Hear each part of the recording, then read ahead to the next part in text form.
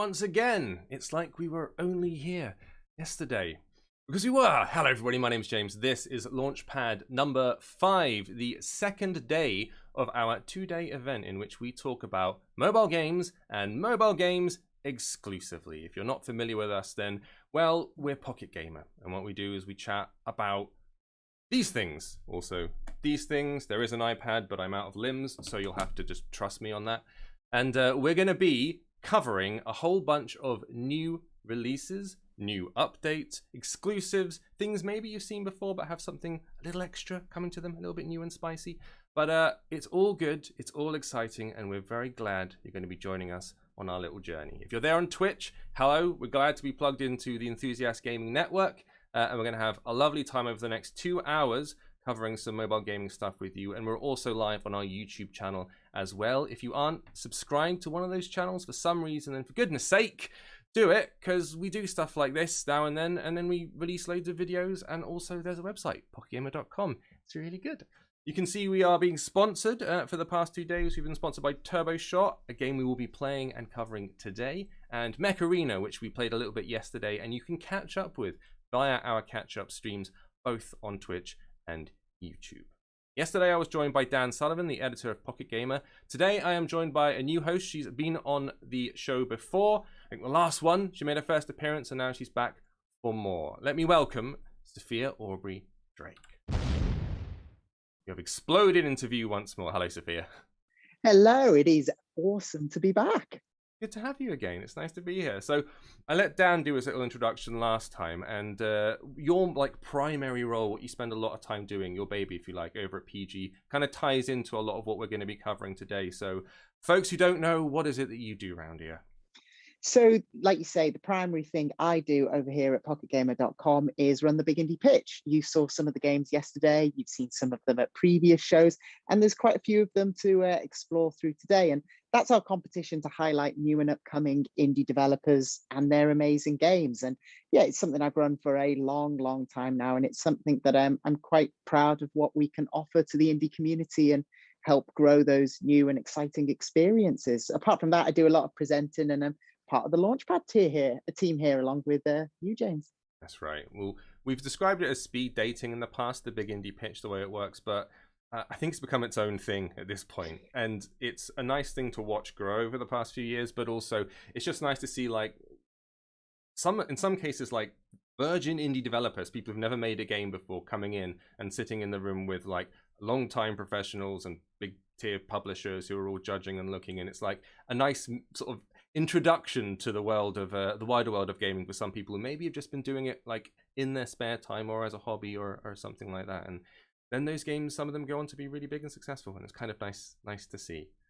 Yeah, we've had some really big games as well. You know, one of the most recent winners that's gone on to quite a lot of success is Triban's What the Golf, that's on Apple Arcade and Switch. That was not just the winner of one of our Big Indie Pitches, but the winner of the Big Indie Awards, the last one that we did before obviously lockdowns occurred. That's right, and legit fun. What the Golf, that was an absolute cracker. Also, people are already envious of your Nintendo collection in the background. We've got people, thank you very much, pulling out your stuff. I can see the SNES and the Switch. We've got the GameCube there. One of the games we're going to be talking about, they've described the soundtrack as a GameCube-esque. And I'm I never owned a GameCube. I'm not sure what that chipset sounds like. I don't know what that means. Yeah, you don't know what you're missing. GameCube, it's GameCube or Super Nintendo for my favorite console of all time. Probably goes to the GameCube. I absolutely adore it. Okay, interesting. Controversial. I saw they're releasing an Amiga 500 Mini, and I'm ashamed to say that I'm old enough to know what that is and kind of want one. So I haven't bothered with any of the minis, but I was like, Amiga ROMs are really difficult to emulate. Not that I would ever. Of course not. Getting into hot water, I think, already. So we should probably start showing you some games. We're going to start off with something a little bit, well, we've talked about cooking games, but when the undead gets involved, frankly, I'm not eating anything. This is Zombie Soup.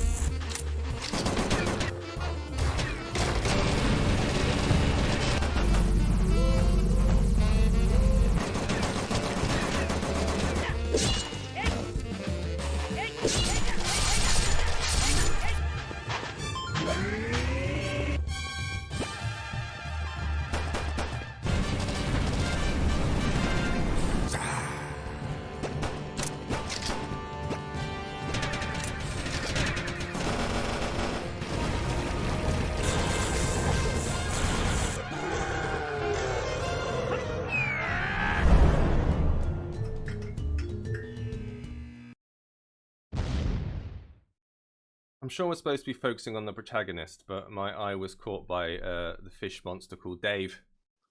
I'm easily pleased and addressed. So, Zombie Soup. This is a top-down shooter, as you probably gathered, and based on the classic zombie genre. You're following a kid called Ricky, our little protagonist running around there, who's going to try and shoot his way to save a person. It's the standard thing you've heard before, but this time there's zombies and monsters and a big fish thing called Dave. Is this one of our bippers from the decent past? It is. This game came third at G-Star in South Korea, in Busan, in 2019. Oh. And I must admit, I played this game once after they'd won the prizes, keep my neutrality, played it once, and then ended up going back time and time again to play it some more. I played your Crazy Fish boss. Oh, really? It's quite hard, but I think one of the things that the game does really well is it has that really tight control, and it makes you, when games have that thing where it's like, oh no, it's my fault, not the game's fault. So I'm going to go and play again. It has that in droves. It's also got a lot of like 80s comedy in it. If you can't tell, I'm a big fan of this game. So I'm very excited for it. Well, they mention you're supposed to collect vintage items. And if it's 80s themed, I'm guessing VHS tapes. And like I remember Gone Home doing something similar where you're looking through an old house and like tapes of the X-Files and stuff like that. But the twin stick shooter, or the top-down shooter at least, I don't know if there's a twin stick. These have gotten better and better over the years for touchscreen, and now just work really well, I find, and I get a lot of satisfaction out of them. And they hark back to, I guess, games of the mid-90s when twin stick shooters were kind of popular, or even the single stick ones like the original Alien Breed and stuff. I'm thinking about Amigas now, you can tell. But recently we had the Ascent drop, which was that game that just appeared on Xbox Live and PC and everything that people are getting very excited about. Small team, really nice Unreal Engine visuals, cyberpunky. And that's a good old-fashioned top-down isometric, twin-stick shooter. And I've been playing it with a friend, and it's a very good time. So this kind of stuff works for me.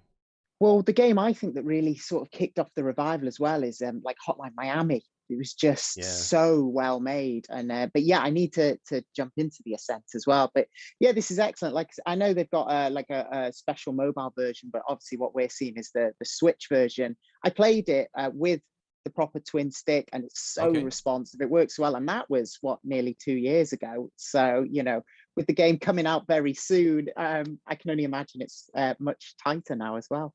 That's one of the things about seeing these games in an early context. Often we're shown a game, and then like years later, something appears on the App Store, and we're like, "I thought that was out. I swear I played that." And it's like, no, games take a long time to make. As it turns out, development is an extended, protracted process. And even though there was a playable version 2 years ago, it's like, no, it wasn't finished. They were still putting it all together and getting it sorted. And as you mentioned, it's coming both to Switch and PC, but there's going to be a mobile version that is different. Is that right? Yeah, there's going to be like an adapted version. The whole thing, we're not just going to, I know the studio, it's not just going to be slap the analog sticks on the screen and, leave you to it. It's going to be, sort of bespoke made with different things going on and everything like that. That is a relief, because we've talked about that plenty on the channel, but don't just put the virtual sticks on and then call it a day, because it's often a very bad game. Yeah, I mean they can work, but you can't. You've got to adapt on-screen controls properly to a game, make them intuitive. But that's all being thought of with the studio at Aeon Sparks. So it's really exciting. My favorite ones is right near the early days of mobile, because we go back that far. Pocket Game has been around since Java. We started to see some ports of games coming over from PC, and it was a real novelty back then, like having a console game on your phone. But some of the early ones, they really hadn't quite worked out so your small text on a large PC screen suddenly occupies about 3 pixels widthways, and we literally can't see what that means. Sorry, phones. At that time, we haven't even got to Retina displays yet. So it's like, look, come on, Octomaze. You can't just push it on and give it that. It's not going to work. Well, if this comes out, when this comes out, I should say, the Switch version, I'm going to assume, and they can correct me in the chat, the developers, that it would probably be a premium thing. Yes, it is. Yeah. Good, excellent, good guess. And we'll look in and see what the different version is for the mobile. But my question is, when it comes to these kind of top-down shooters, the one that always sticks with me is, or the first one I ever really encountered, I suppose, was Alien Breed. The one that was available for the Amiga. It was 91 or 92 or something like that. And that wasn't even twin stick, single stick. So you're just running around like that, and it was clearly, I say based on the Alien movies. It was like lawsuit worthy close to those movies. But that's the one that always jumps out. Darv's remembering it. Alien Breed was special. It was Alien Breed 92 edition. There was a specific edition that was good, and then it went 3D, and it didn't quite work. Do you have a go-to like twin stick or top-down shooter that you enjoy, or one that maybe introduced you to the genre way back when? I'm trying to think. I mean, like I say, the one that always comes to mind at recent times is Hotline Miami and Hotline Miami 2, Wrong Number. I mean, if I go... The speed of that game was relentless. Like, yeah. That's one of those ones I talk about games that you can't play in the evening. It's impossible to play that because you'll go from like, the game refreshes, you spawn, and then it's like 2 seconds and you're gone. Like, and it was great for it, but you had to pay attention. You cannot sleepwalk through that one.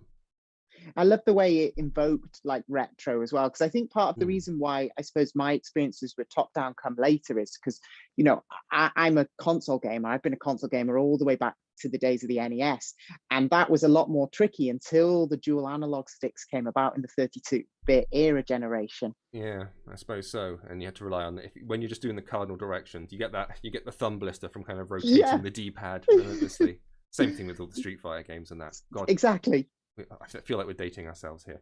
Anyway, if you want to get involved with Zombie Soup, if you like the look of that trailer, then the platforms we're talking about are coming to Switch and PC. As we said, a different version for mobile. Soon is as close as we've got to a date at the minute. We can't release anything official. But as with everything we talk about today, head over to pocketgamer.com, and that is the site that will update you with all the upcoming news, info, and basically all upcoming live dates. Anything remotely related to mobile, it's on there. They'll be talking about it. Make sure you bookmark it. And we do videos of stuff over on the YouTube channel too, so maybe check that out as well. Shall we move on to something else? Let's do something. Let's do it. It's colourful, it's pixel arty, and I like the look of it. I want to go. Let's have a look at Sparklite.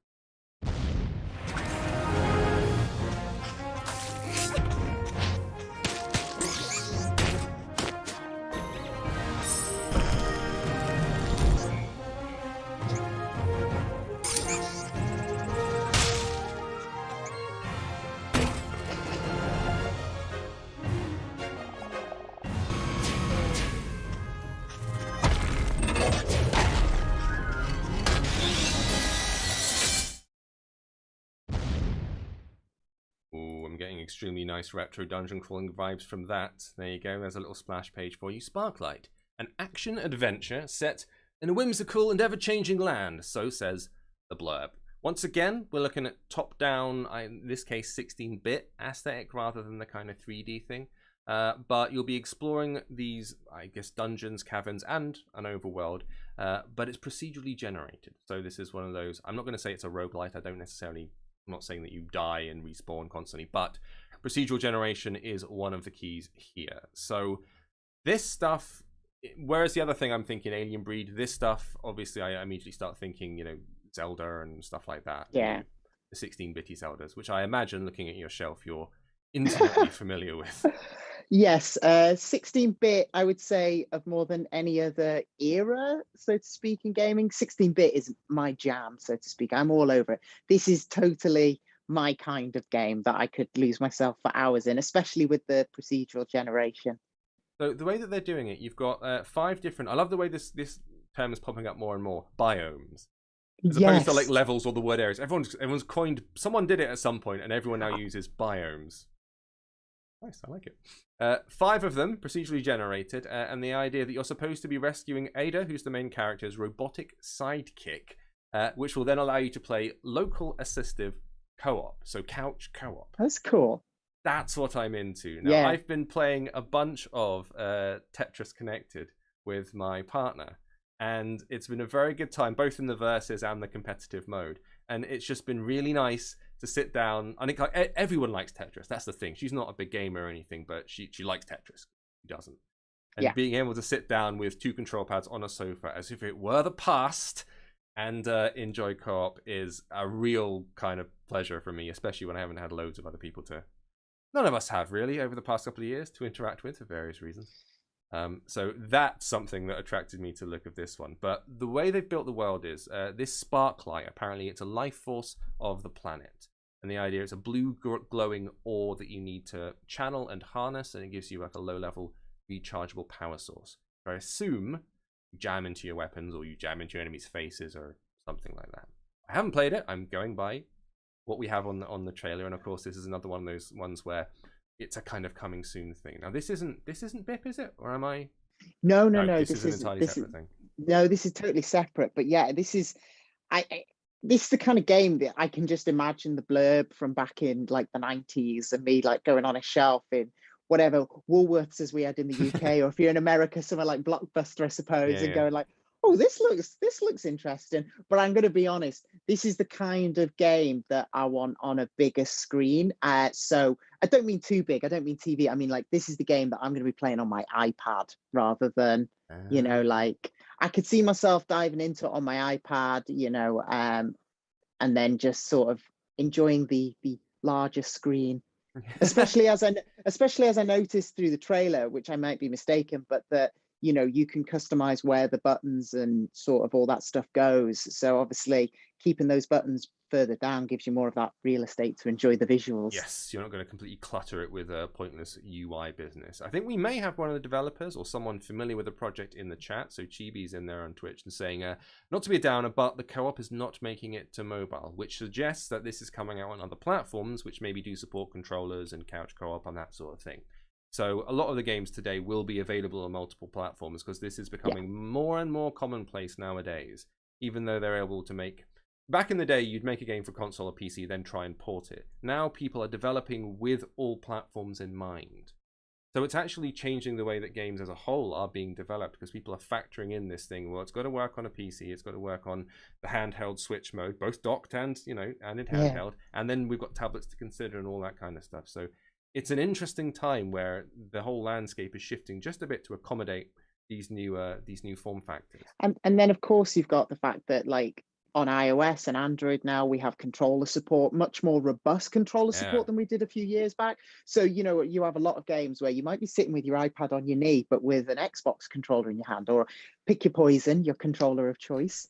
Game Pass has had a lot to do with that as well. So being able to play your entire Xbox library on your iPhone, which we've done some tests of. Obviously, we've had a go at it, and there are some videos up on the channel of me playing Halo when it first came out, and just being surprised that it was working at all. Like, you know, pulling it down to my not top of the range Android device, and then sitting there on my controller, happily blasting my way through the Covenant and Halo 1, being like, is this working? This feels like it's working. This is weird.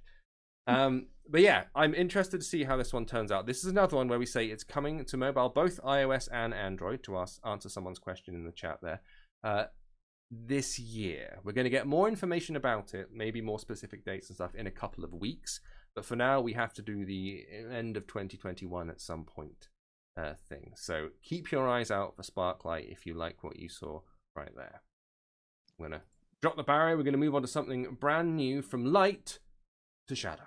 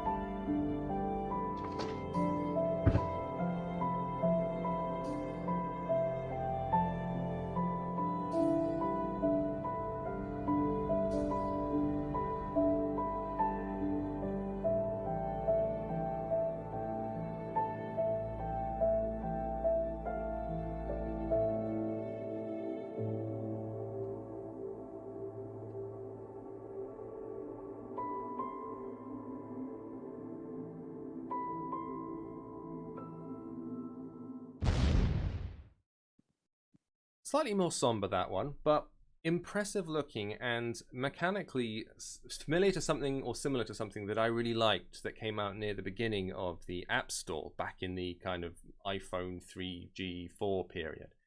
So In My Shadow is the name of this one, and as you probably gathered, a puzzle platformer where you play with shadows, and by manipulating objects in the room, you create shadows on the wall, which then start to play out the childhood of the lead character. So the house that you saw, that kind of dollhouse that opened up, the idea is that I think it's Bella's childhood home, and she's come back and is now, by manipulating the objects, it's throwing the shadows against the wall and kind of bringing to life memories of stuff that happened way back when. Now, this reminds me of a game. Do you remember a game called Zenbound?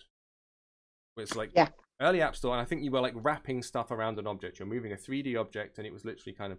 But an aspect of that is, or at least a game similar to it, if I'm getting this right, there's a light source, and you're casting shadows, and by manipulating the object, the shadow changes, and you have to try and create shapes on the wall. Which was, at the time, a really nice use of the touchscreen, because you were kind of manipulating the object by twisting and turning and pulling and pushing. And this put me in mind of that, albeit with a slightly more involved platformy element, I guess. I don't know, was this, I'm going to be asking you every time, is this a BIP thing? It is. This is one of our most recent winners of the Big Indie Pitch, actually. Okay. Only, not the previous pitch, the one before, Playbay won. Obviously, as you saw in the trailer, it's out now on Steam. It's been out since April on Steam, but they won specifically for their mobile version of the game, which is coming out later in the year. So yeah, it's really, really exciting. And when you were talking about shadow manipulation, all I could think of, well, not all, but what I could think of most recently that would give a lot of people an insight into the ideas is anyone who's played Resident Evil 7. That has a lot of those little puzzles like the baker's house to like that. And then Resi 8 and now it's just it's overwritten my Resi 7 memories. Whoops.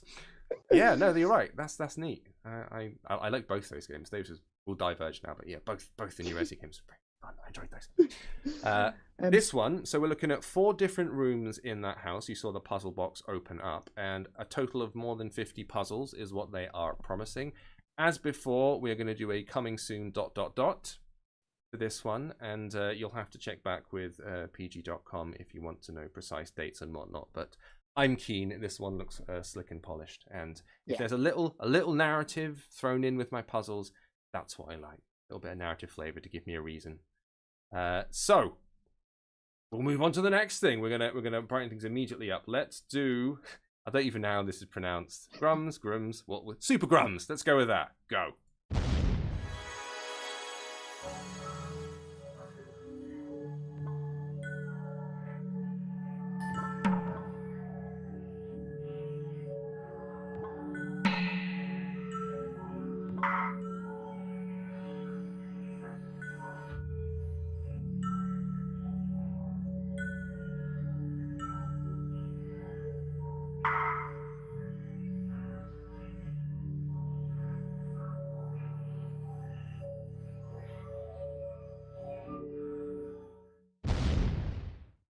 Here's one where I don't have to be coy about timing because it's out now. Super Grums, name of that one. So, lo-fi neon business. You're supposed to be controlling 2 main characters here, Geo and Hexa, and you're moving stuff around, and that's about as much as I can gather. But you know about this because this is another Big Indie Pitch candidate. I do, though, as we were talking about before, you know, games take a while and they grow and evolve, and I think actually we're seeing that in this. And so the original Grums game way back when was one of our Big Indie Pitch finalists back at MIGS in Canada, in Montreal, I think, if my memory serves me correctly. It would be about for those who aren't familiar, Mobile International Games Show, is that right? Yeah. Mobile International Games Summit, I believe. It's an industry show, much like our Pocket Gamer Connects conferences. And it was one of our finalists. And then I met Momo and the team again at EGX a few years later, seeing this version. And as you can see, so back then it was more, you know, it had that gameplay element that you see moving stuff around, but it didn't have the lo-fi element, because we've seen quite a boom in lo-fi, I would say, in the last sort of 2 years. I think Hyper Casual is very responsible for that. So those games that Voodoo publish a lot of them, for example, but incredibly simple aesthetic, super short, tight game loops. And the idea is you just pick them up and go, done. And it just like, you know, immediately accessible. No tutorials required. Just like it's a single thing. It's a single gameplay loop. It almost makes me think that, like, I don't think Flappy Bird started it or caused it, but it's one of those things where that caught on in a silly, daft way because it was just so incredibly simple. And a lot of these hyper-casual games, they thrive because they are so accessible. There's no barrier thrown up. There's no sit down and do a 15-minute tutorial where you have to learn 15 buttons. It's just, I get this, tap, tap, tap, tap, tap, done. Yeah, exactly. And I think that's what like games like Super Grums really tap into, is this just like, not just simple gameplay, but this kind of like relaxing gameplay. It's the exact opposite of the Soulsborne style. It's the sort of like relax, it's that the yin to the yang, and it sort of taps into that relaxing way. I mean, thinking of I suppose actually maybe the antithesis of it would be something like Super Hexagon, that has those same visuals but is intense. Yeah, it's retro but incredibly hardcore. I wonder if people still play that. I wonder if that's too dated a reference at this point. I'm sure it's still available, and if you haven't played Super Hexagon, for goodness sake, like, absolute banger. But you're right, it's the same thing. It's jaggedy lines, it's so visual, but it is like massively pulsing soundtrack, insanely difficult once you get to the later stages, and a very quick turnaround. Not hyper casual exactly, but outstanding, and one of my favorites still to this day. I'm quite drawn to the style, and I know it's become quite popular, I suppose, not just in the lo-fi retro aesthetic, as in, let's go 80s, let's make things pink and neon and on a black background and stuff, but it also goes into the non-retro stuff. So clearly, obviously, we had the cyberpunk explosion, not just with the Ascent that we were talking about earlier, but Cyberpunk 2077, and there seems to be a little bit of a resurgence of interest in that kind of stuff, which is understandable. As is always the cycle, when the people who are kids in a certain era turn 30 to 40, they all start making stuff that's influenced by their past. How it works. So that's why Back to the Future was made in the 80s, because everyone got nostalgic for the 50s. And that's what we're having right now, where everyone's nostalgic for the 80s, and you get Stranger Things and all the rest of it. Ready Player One. Yeah, there's no escape. There's no escaping the past. But I think as long as it's not just a visual gimmick and there's nothing else beneath it, that's the problem. When stuff is just like, hey, do you remember the 80s? I'm like, yes, I do. Have you got anything else underneath that? I'm going to need more than just pink.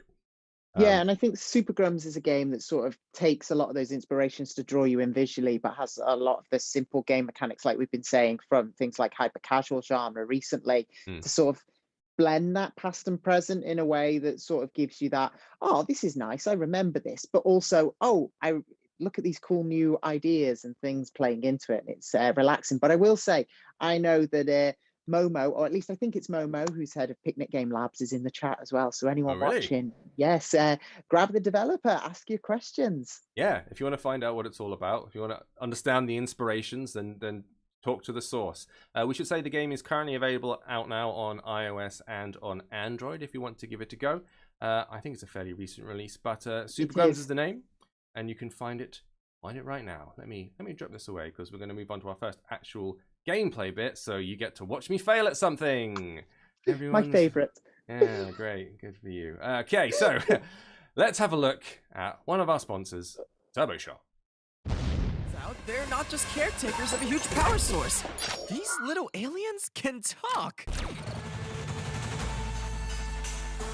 And now we have to blast our way through an army of bots that we helped build. To stop our boss before he destroys their entire planet.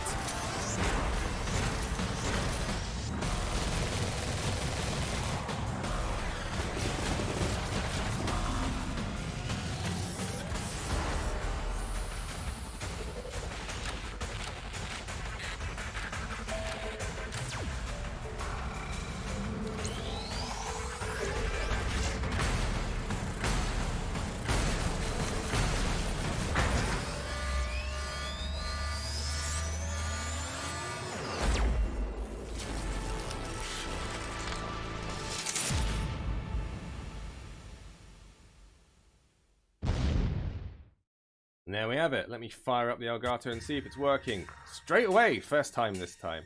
TurboShop, there you go. So, this, I've already played through a bit of the instruction on a different device, but I'm going back to show you how it works. This is the opening area of the game, and it's going to play out in a sort of screen-by-screen basis, like the top-down games of old. We've already mentioned Zelda. You know, that way we walk to the edge of the screen and the whole thing goes and pushes across. I just quite like that because it lets me focus on one thing. Yeah, it gives I you like those that. defined, clear barriers. Actually, we were talking about Resident Evil, and that's another series where, certainly with the first game, there were fixed camera angles and perspectives that would change. And it changes the way you play it. It changes the way you interact with stuff, because there's always that, like, when you walk up to the edge, you're not sure what's beyond the lip and the next screen, which can be bad in Resident Evil particularly. So I'm taking control of my little character here. It's introduced me to the basic controls, and now we are introduced to the shooting bit, which is why I've suddenly paid attention. My character, it's twin stick shooter business, as you can tell. It's going to be the theme of this show. I didn't realise this was also twin stick shooter. I know. Awesome. Works for me. So, single player campaign. There's a multiplayer campaign thrown in as well. Give me some hearts. And, oh, hello. Oh no. Am I supposed to be shooting that or collecting it? Shooting it. Almost certainly. Thanks. I'm gonna grab a power up. You see, now one of the things I'm interested in, which you just alluded to, and it made me think is, I mean, unlike Resident Evil, but if you take a lot of the retro games, especially going back to the 8-bit days like Zelda, and you talk about that stepping into the next area and not knowing what's there, you also had the added peril of knowing that if you went backwards, all those enemies will have respawned. So you can get yourself sort of really stuck in a trap. So I was intrigued to see how retro they've gone with this. But this game looks, I'm enjoying this. I mean, maybe it's your stellar gameplay at the moment, which is don't patronise me, Sophia. I know I'm bad. It's fine. I mean that seriously. You're going well, doing things strongly. Grab a key. Think of it, and maybe this is the wrong thing. Maybe I'd taken the total wrong thing from the trailer. But all I could think watching the trailer before was, I kind of want that little pink dinosaur as a plushie or something. You're already onto the merchandising. Yeah, I am. I loved it. It was very cute and adorable.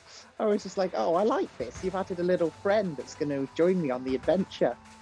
Well, I've already done a little bit of upgrading. It's one of these ones where you don't just pick up upgrades, you have to choose. So you get presented with, I'm gonna switch to Skylar for the time being. You get presented with an option of like, here's 3 upgrades, choose one that you want. So I went like Hades. Yeah, exactly. And same thing here. So we've got spread, fire rate, or a speed increase. I'm gonna go with spread. Spread shot's always fun. I'm gonna see if this is the wrong choice in just a moment. But this stuff, as I said, I do like it when you move from screen to screen. There's something satisfying about the refresh. Obviously, keeping everything scrolling is good. And there are, scrolling sections. But what it gives you is clear, defined parameters. It feels like you're moving between separate stages, albeit in a flat world. And that's quite nice, just to delineate things in your head a bit. Well, what's going on here? I think for mobile or portable in general, I think it sort of helps make the game feel bite-sized. It's like when you get a good book, but the chapters are only about 5 pages. So it gives you that bite-sized element. I don't think I can get through here. I think we're approaching this from the wrong angle. Oh, I could just go down. That would make more sense. Right. We've got a collection of upgrades. I am almost certainly going to go with the shield here, because that seems sensible. Let's look at the... We'll do a reload speed increase, and finally, let's do a damage increase. There we go. I must say, I'm a big fan of the design aesthetics that they've gone with, that Wizard Games have gone with for this. I like, it's both simple but detailed enough. Sorry, because your camera's frozen, I am just going to pop the rabbit in. If you haven't met my bonus co-host, then this is Clementino, my bunny rabbit. So everybody say hello to Clementino. He's a good lad. All right, Sophia's back now. Sorry, I like to throw him in every now and then when the need arises. Yes, well, hopefully, you still heard what I was saying. I feel I think I quite like the aesthetic. It's a bit like what we saw at the top with Zombie Soup, and I think it sort of and what we actually, in many respects, it has similarities to the remake of Link's Awakening. I know that went more with the chibi style, but it has that sort of simple but very visually appealing and clean aesthetic. Well, it's keeping the ideals, I guess, or the layout and the kind of core concept and feel of top-down 16-bit games, but just introducing that 2.5D 3D thing. But it's still, otherwise, you could effectively do this in 16-bit style, and it would still play very similarly, And I quite like it when they keep... Same thing, again, we're back to the Ascent. It's a classic game design mechanic. It's an isometric shooter, let's say, but they've just got all the nice lighting and the 3D bells and whistles on it. But at its core, it's that game that we've been playing for 20 years.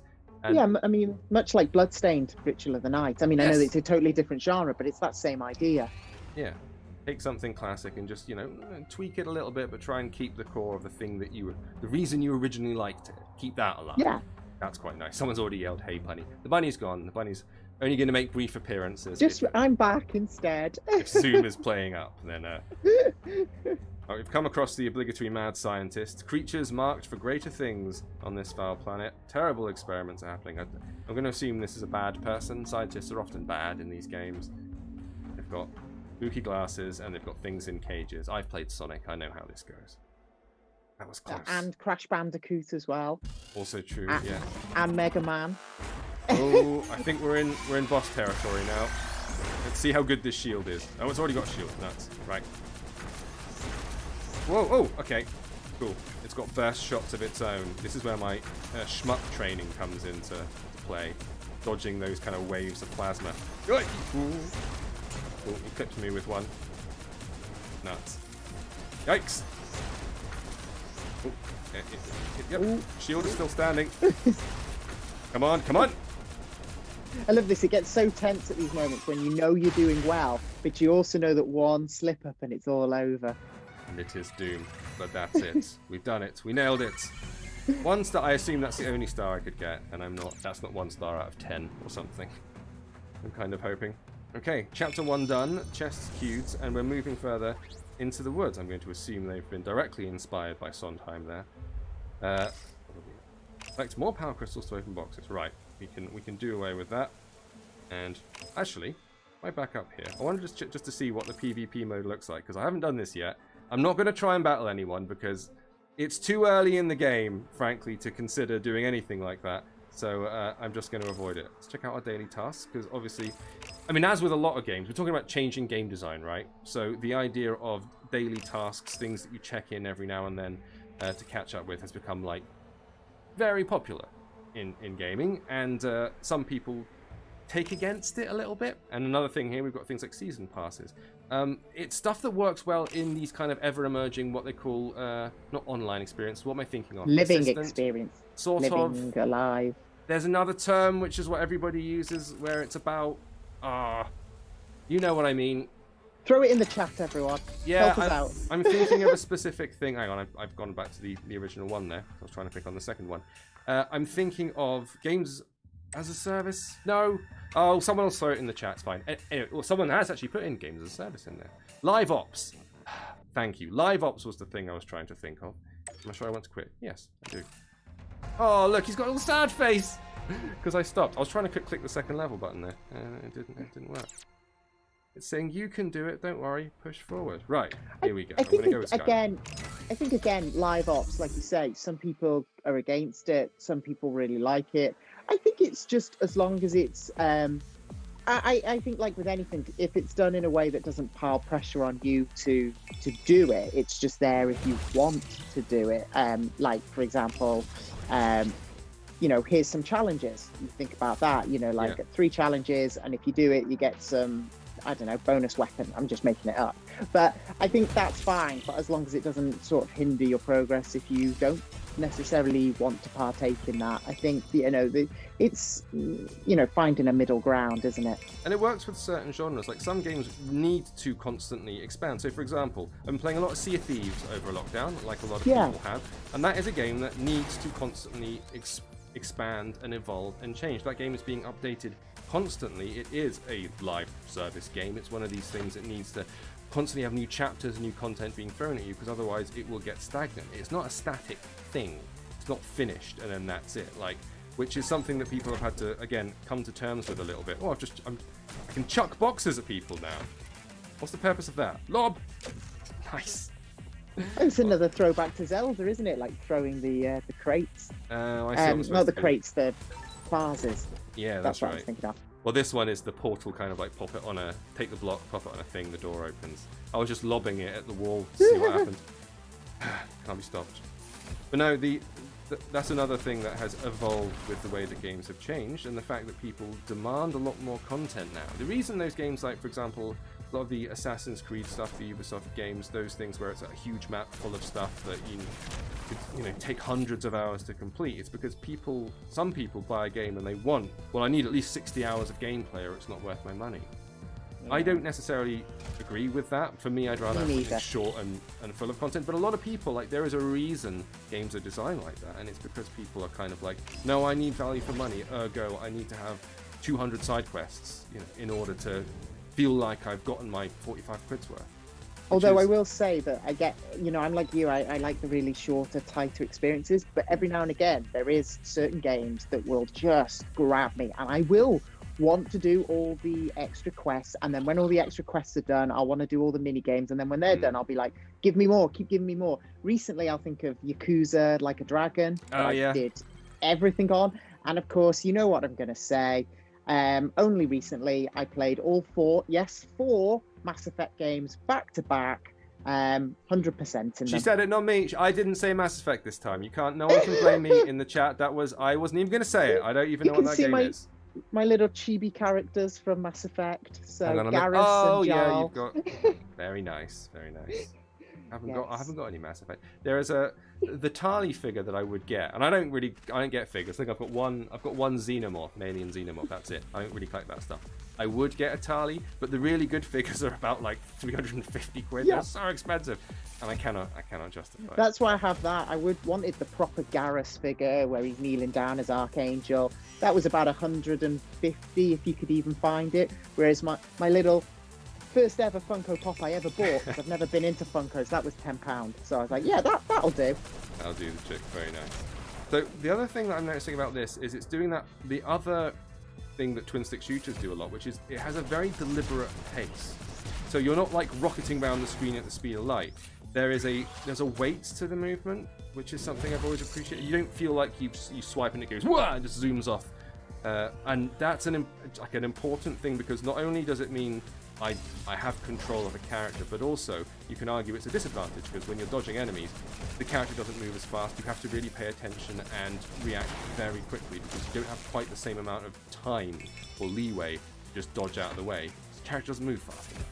So you have to be very deliberate in the way you play, and it rewards you sort of feeling like, I'm gaining proper control of your character. That's the thing I like. I like feeling like I've got actual control, rather than just, I'm going to drop that there, flailing around like a lunatic.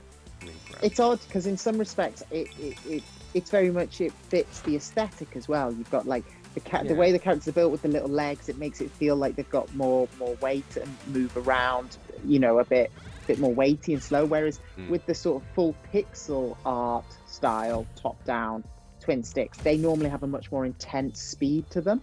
Yes, yeah, they can be a little bit more hectic. I need to find my way into this room. This one isn't opening up for me. Is this doing it? If I stand on here, oh, I see, I get it. So having opened that up, I need to drop this one here. That's only half the weight I require. It's based on weight. So if I put the other one on here, hey, there we go. I'm really liking the fact that it's got these puzzle elements as well. It's because it balances that frantic action with, okay, now is the thinky bit, I need to calm down. I mean, this is just standard for gameplay design, I suppose, is that rest to ramp up, but this is doing that very well. It's smooth, and the shooting feels satisfying. Things explode in a way that I approve of. Ooh, crap. And the beasties are plentiful. No boss this time, mission complete. In fact, I have to leave it there. Nuts.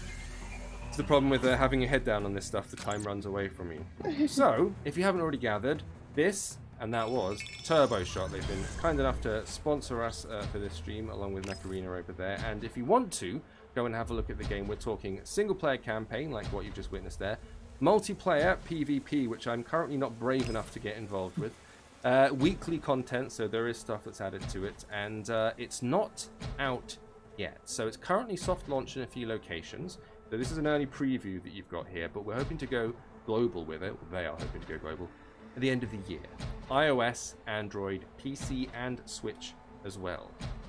One thing they have suggested, though, if you like the look of it and want to get involved early, join their Discord. There is a Discord link that I believe one of the people may be throwing into the chat at some point, but will certainly be available over on GT.com as well. And you can maybe get a heads up and a first look at the game. I'm going to throw my little bunny rabbit up because wasn't the thing there. Lovely. She's refreshed already. She's a pro, but I've got to please the fans, the rabbit fans. Clem's got a little fan base now. Right, sorry, I'm going to stop playing this because we've got to go and do other things. There's more of a show to do here. So, bam, there we go. I've put it to bed. Right, we're going to move on to something new. We're going to show you something else. Another big indie picture, I believe. And we've been dealing with mechs. Let's go with tentacles. Terrible tentacles. Here you go, Octomaze.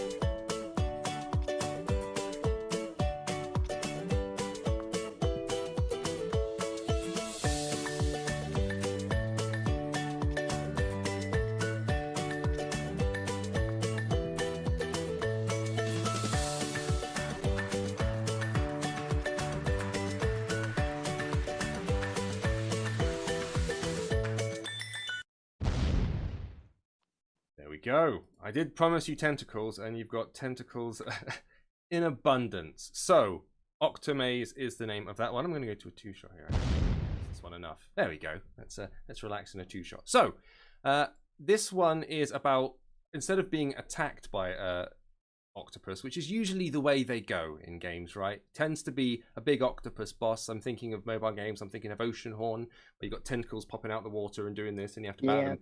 You are the octopus this time. It's what I've been waiting for. Give me that squiddy encephalopod power. There's your word for the day. You're controlling a tentacle, which is passing through the labyrinth, as you saw in the video there. The idea is that you can use it to destroy enemies, you can collect stuff, and you also have to avoid objects in the maze to avoid your tentacle getting squished to bits. Is this a big indie pitch one? It is. This is one of our second places from one of our recent big indie pitches. It's a game that we saw before and saw a lot of improvement with as well, taking on judges' feedback and advice. And much like I think we saw in the trailer with a lot of the lines down the bottom, I think it very much is like, it has both modern and retro feels. It's got that sort of age-old puzzle enjoyment, but also much like games like Snake, it's got that satisfying blocky moving around the screen to it. Yeah, no, we're a sucker for that. I mean, I've just been, like I said, playing a lot of Tetris. So mad block stuff is, oh, hello, we're popping in and out. Mad block stuff is very much my business. And whenever you start getting into those horizontal grid-based things, I get excited. Right angles, they do it for me. They're a good time. So with this one, we're talking 5 different types of enemies that you run into. So you've got comets, worms, crates, tiles, I'm at you as well. A whole bunch of levels. You've got different environments, of course, power-ups and collectibles. There's a nightmare, or some nightmare bonus levels. If the octopus, I keep thinking the octopus the enemy. It's not. It's you. So what's a nightmare for an octopus? I'm sure that a lot of people have fears of squiddy, tentacly things. If you're the squiddy, tentacly thing, what do you fear? You probably fear Fisherman? calamari chefs. Yeah. Yeah.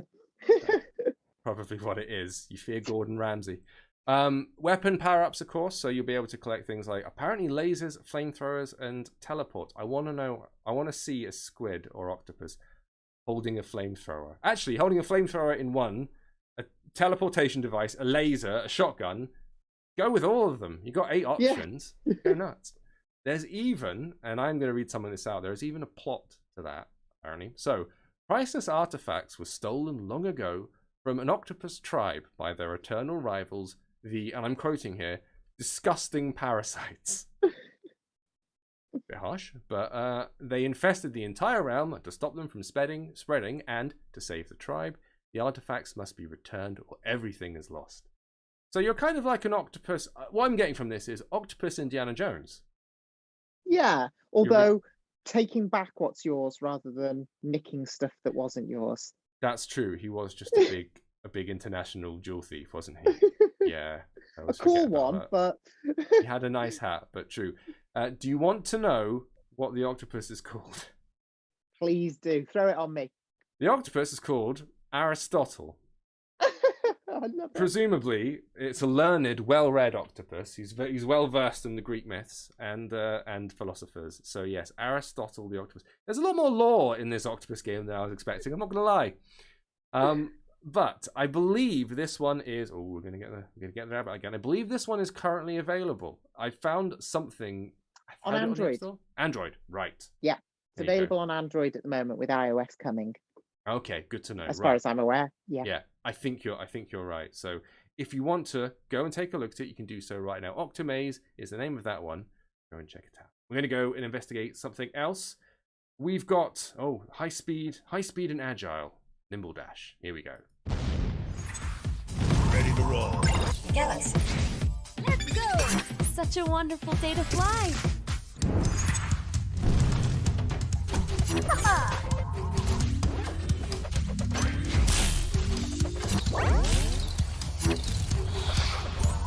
Oops, I'm sorry.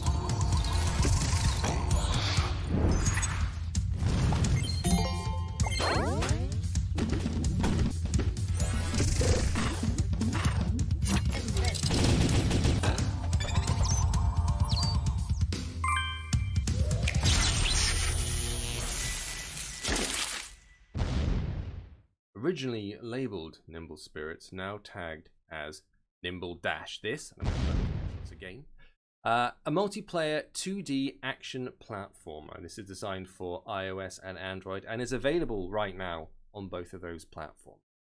So, multiplayer 2D business. I quite like when this stuff is competitive. I believe it's got multiplayer modes and leagues and whatnot. That my question is actually, if there is anyone in the chat who knows about this, whether it is competitive or just strictly like collaborative. My gut says it's all about blowing the crap out your mates. Yeah, that's my understanding as well. This makes up the trinity of our big indie pitches, with this being one of our recent finalists in the top 3 as well. And yeah, I mean, it sort of taps into that competitive, sort of intense action that we see. There was 1 or 2 of them that appeared on mobile that actually took off in quite a big way. One of them, I think it was called like Brawl Valhalla or Valhalla Brawl. Brawlhalla. Brawlhalla. There you go. That's why my brain was trying to separate the 2 words. Where it's very much like, not Super Smash Bros, but you know what I mean, where it's a lot of smaller characters on the screen and running around and blowing each other to bits. And I think they're still trying to find the one for mobile. Like, there are a few of them. I mean, people have struggled to do it on other platforms as well. Do you remember that Sony attempt at it, where they got all the Sony heroes in? And a PlayStation All-Stars Battle Royale. Yeah. At least somebody remembers it. Yeah, that was that happened, and then everyone forgot about it. Like, once you have that sort of thing set up where, like, Smash Bros, that's clearly a hit that's going to run for years and years and years, and it's never going to stop. Kind of like Pokemon, like, it's just going to exist in perpetuity. Because they've got the formula, they own it, that's it. But then you have people popping up going, hey, maybe we can have a little bit of this. Yeah, there was the other one on Switch. There was Brawl Out, which had, as well. They had the little, like, animal characters, but then they also threw in some guests, like Juan from Guacamelee and stuff like that. Oh, right. Oh, cool. That was a good game, Guacamelee. Yeah, so there are a bunch of different options that popped up for this, of which Nimble Dash is one. So I already mentioned what the way that it works is you have the roster of characters which each have 4 different abilities. So you've got a dash, an attack, and then a secondary and a passive ability upgrade. The matches last from about 90 to 180 seconds. So it's real fast turnover for these, straight in, straight out. You do have solo levels that can be played casually or on a master level to get more rewards. But the thing that they emphasize, and the thing that obviously the trailer makes clear, fast-paced stuff. And that like 90-second thing. And you can go even lower than that with stuff. Like, I really like incredibly fast turnover games, especially on mobile, because that really plays to the strength, and always has played to the strength of the platform, which is I'm going to run out, I've got 2 minutes between meetings or something like that, and I'm going to actually play and complete an entire thing. Rather than just like, there's no point in trying to do like piecemeal gaming with some games, because by the time you've loaded it up, it's time to stop. Yeah. And you can't do anything. Like, there are certain games which are amazing, but you know, in order to like get somewhere, to complete one task, you need to commit 40 minutes to going and traveling and loading something up and all that. And don't get me wrong, I love that stuff. There is a time and a place, and that time and the place is the evening, generally speaking. Yeah. During the day, it doesn't work. You need these sort of super quick, bite-sized, bam, bam, bam things. Well, I mean, and if you look at some of the biggest hits on mobile as well, things like Clash Royale, that's exactly what they tap into, is that short, and it is normally somewhere between 60 to 120 second rounds, and it's just really fast and frantic with sort of deep but simple gameplay. I know that's such a cliche, but it's the idea that you've got loads of different options, but when you boil it down, when you're actually playing, you're just using a few of those options to make a strategy.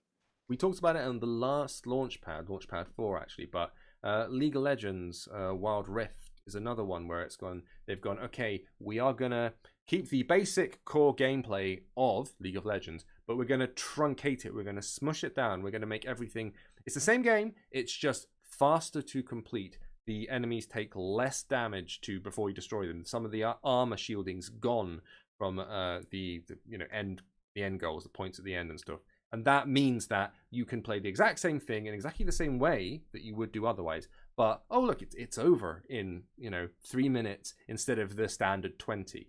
And doing that without making it feel like a sort of not cheap, but like a watered down version is tricky. And I think Wild Rift kind of got it right, but they did account for it. They did go, right, it's mobile, we need to make it fast, make it punchy. And given that Nimble Dash is built from the ground up, it's no surprise that they've gone for the same thing. So yeah, other stuff includes multiplayer mask mode, where you grab a mask and then try and hold for it as long as you can. A racing mode, so you can be the fastest among players as you're charging along these procedurally generated maps. So there's a thing.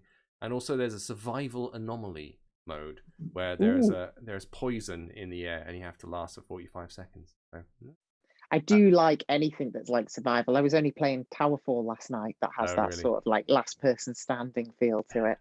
Always a good time. So that was Nimble Dash. It is out right now on iOS and Android if you want to check that out. As with everything we're talking about here today, we're throwing links into the Twitch chat if you're watching, if you want to check out any of those games or stories related to them.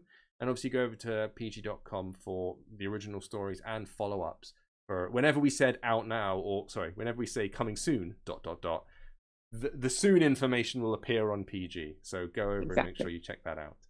We are hitting the halfway point now of the show. There are still an hour and a lot more games to come, but we're going to stop and show you something of our own content. So we've shown you a lot of other games.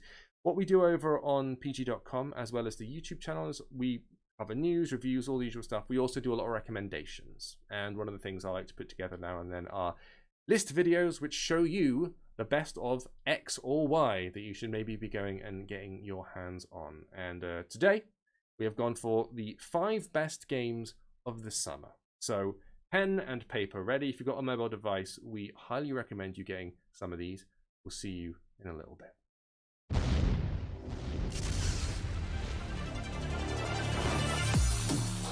Punishing Grey Raven caught us by surprise. In a sea of run-of-the-mill gacha grindathons, Punishing Grey Raven grabs the ARPG bull by the horns and then kicks its face off. In fact, this one's got more in common with a game like Bayonetta than it does Dragon Quest. As the commandant of an elite team of constructs called Grey Raven, you lead the mission and fight against the malevolent Corrupted. Combat is real-time, intense, and based around a unique combination of well-timed dodges and an orb-based combo system, which takes real practice to perfect. Like Genshin Impact, there's a ton of game here before you hit any gacha walls. You can switch between 3 squad mates mid-battle to take advantage of special abilities and long-range weaponry. Gear, upgrades, and even memories are unlocked as you progress, supporting both the action and the surprisingly involved narrative. And most importantly, the combat is legit, exciting, and rewarding. As longtime fans of the Kingdom Rush series, we were intrigued when developer Ironhide revealed it was abandoning the franchise's tower defense core for something new. The result is Apple Arcade exclusive Legends of Kingdom Rush, a squad-based RTS with roguelike undertones that we think brings something fresh and delicious to the table. Keeping the fantasy trappings and excellent creature design of the early games, Legends of Kingdom Rush has you directing a small cluster of heroes against stages of assorted nasties across an ever-expanding, randomized world. You're moving, you're attacking, you're casting a spell, then waiting while the enemy does the same. And it's great. It's still got that light touch the series is known for, with a rock-solid core. It's as mechanically sound as it is lovingly rendered, with properly challenging battles and charm to spare.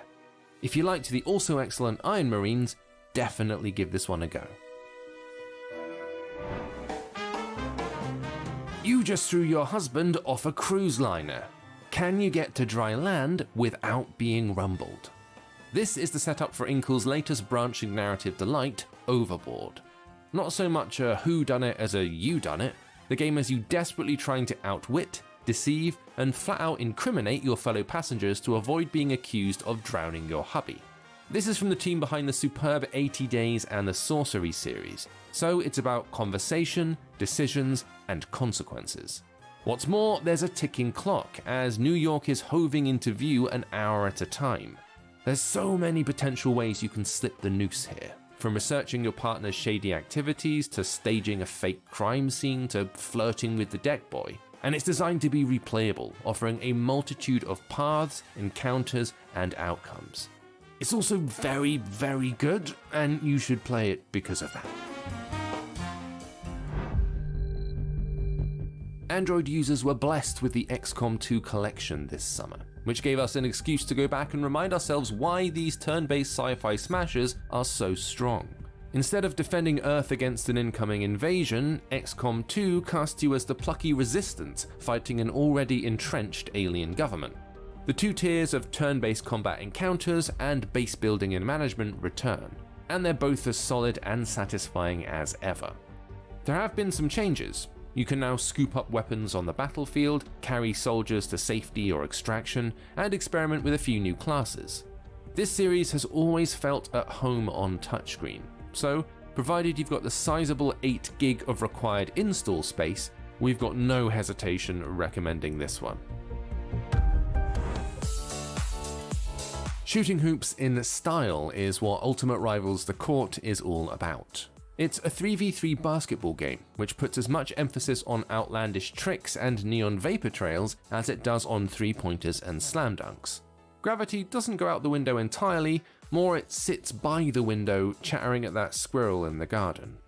Though jumping and stealing are controlled through button taps, the game uses a clever sliding system for special moves, getting you to drag your finger from one button to another to perform impressive jumps and explosive dunks. There's a team roster to unlock and curate, stats to juggle and balance, and a bunch of modes including the obligatory multiplayer. Bristling with visual and mechanical excitement, this one had us shouting at our screens in a good way.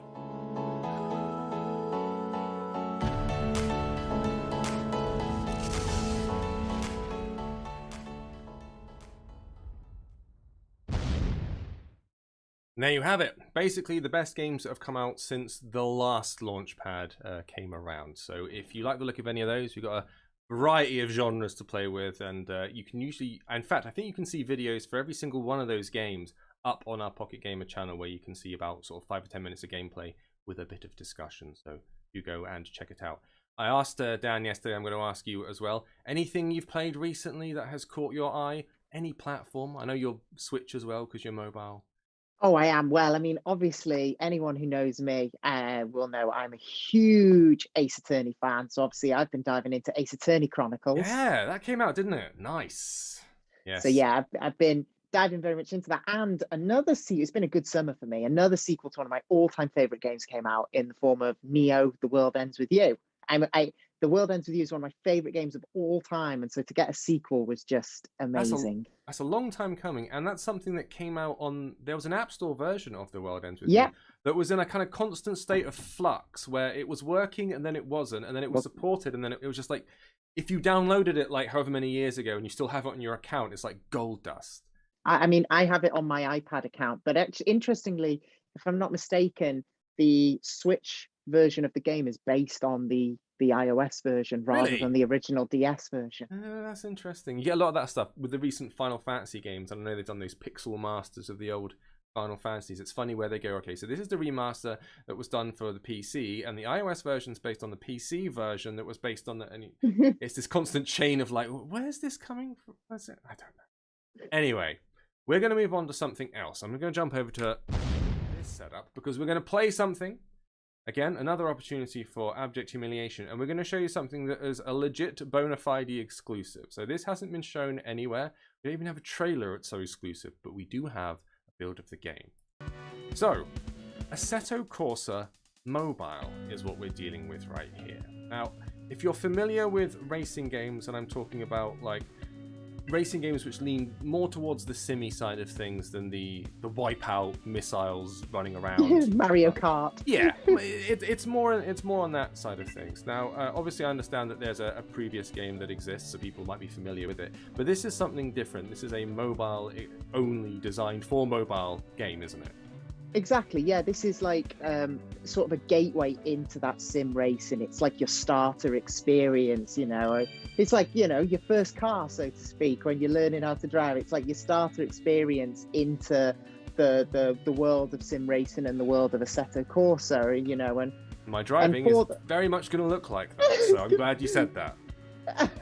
Yeah, and this one, like, obviously anyone who knows the brand well, Assetto Corsa, will know that Kunos, the developer, have, you know, worked really hard to create these really tight sim experience. And this one is developed instead by Digital Tales. Obviously, it has Kunos there overseeing things, helping out, but it's developed by Digital Tales. But you know, it might be that starter experience, but it's trying to get that feel of Assetto Corsa and help people, you know, get that bite-sized experience on the go. And then obviously if people want to jump into the bigger experience, you know, you've got that on the consoles as well. So, you know, I know you've got some facts as well, but my chance to throw some facts in is like things like, you know, they've adapted the model to mobile, which you're going to be evidently displaying here, but also the sound effects are taken from the core experience as well. And oh, really? You know, there's a lot of licensed tracks as well. Yeah.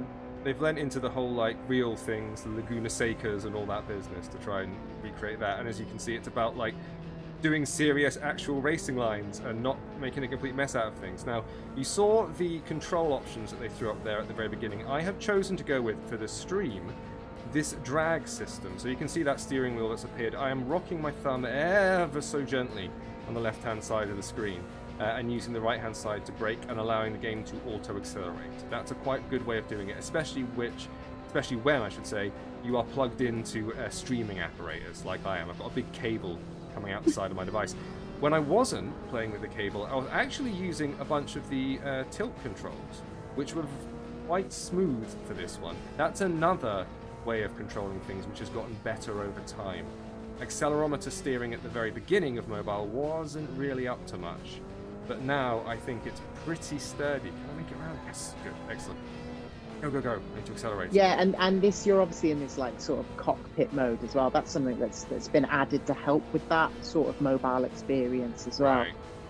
Well, I quite like cockpit mode. I like seeing the steering wheels, I like the hands, I like the gear shifts, and for some reason it gives me a nice view of the track. I'll pop out into an external camera mode, the one that most people are familiar with for racing games, but now I'm into it. I just want to see if I can just brake really late. Yes, I can get away with it. Go. Go, go, go, go, go. Turn, turn, turn. Oh, I've been doing well. I hadn't mounted the curb once. Come on. Nightmare. I thought you were meant to sort of like skim little the bit. apex in racing stuff. A little bit. Maybe not as much as I was. I'm not doing the good racing. Like, whoa, I've just been smashed from behind. That was not me. That is outrageous.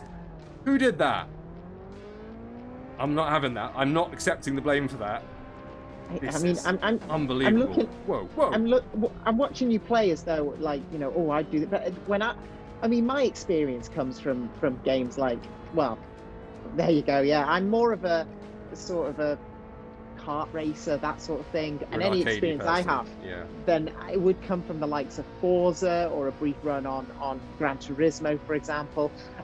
So don't take my advice with anything. It's not worth anything, my advice. that was not a particularly amazing score, but this gives you some idea of, like, there was one incident there. That incident cost me hard, but it's not that kind of light arcadey zip round nothing. It's making an effort to do something which is close to simulation, which is obviously tricky to do on mobile, but we've already got a lot of arcade races, like straight up, flat out, honest to goodness arcade races, which are tons of fun. I'm going to have a look at the older, let's do a classic race on this track. Have a go at that.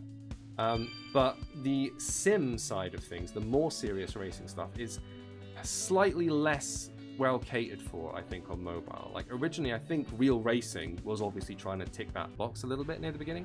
Yeah. And then that was a premium series until the third one, where it went free to play, and that's where it's one of the games that really triggered the whole free to play explosion, or certainly the free to play debate, at the very least.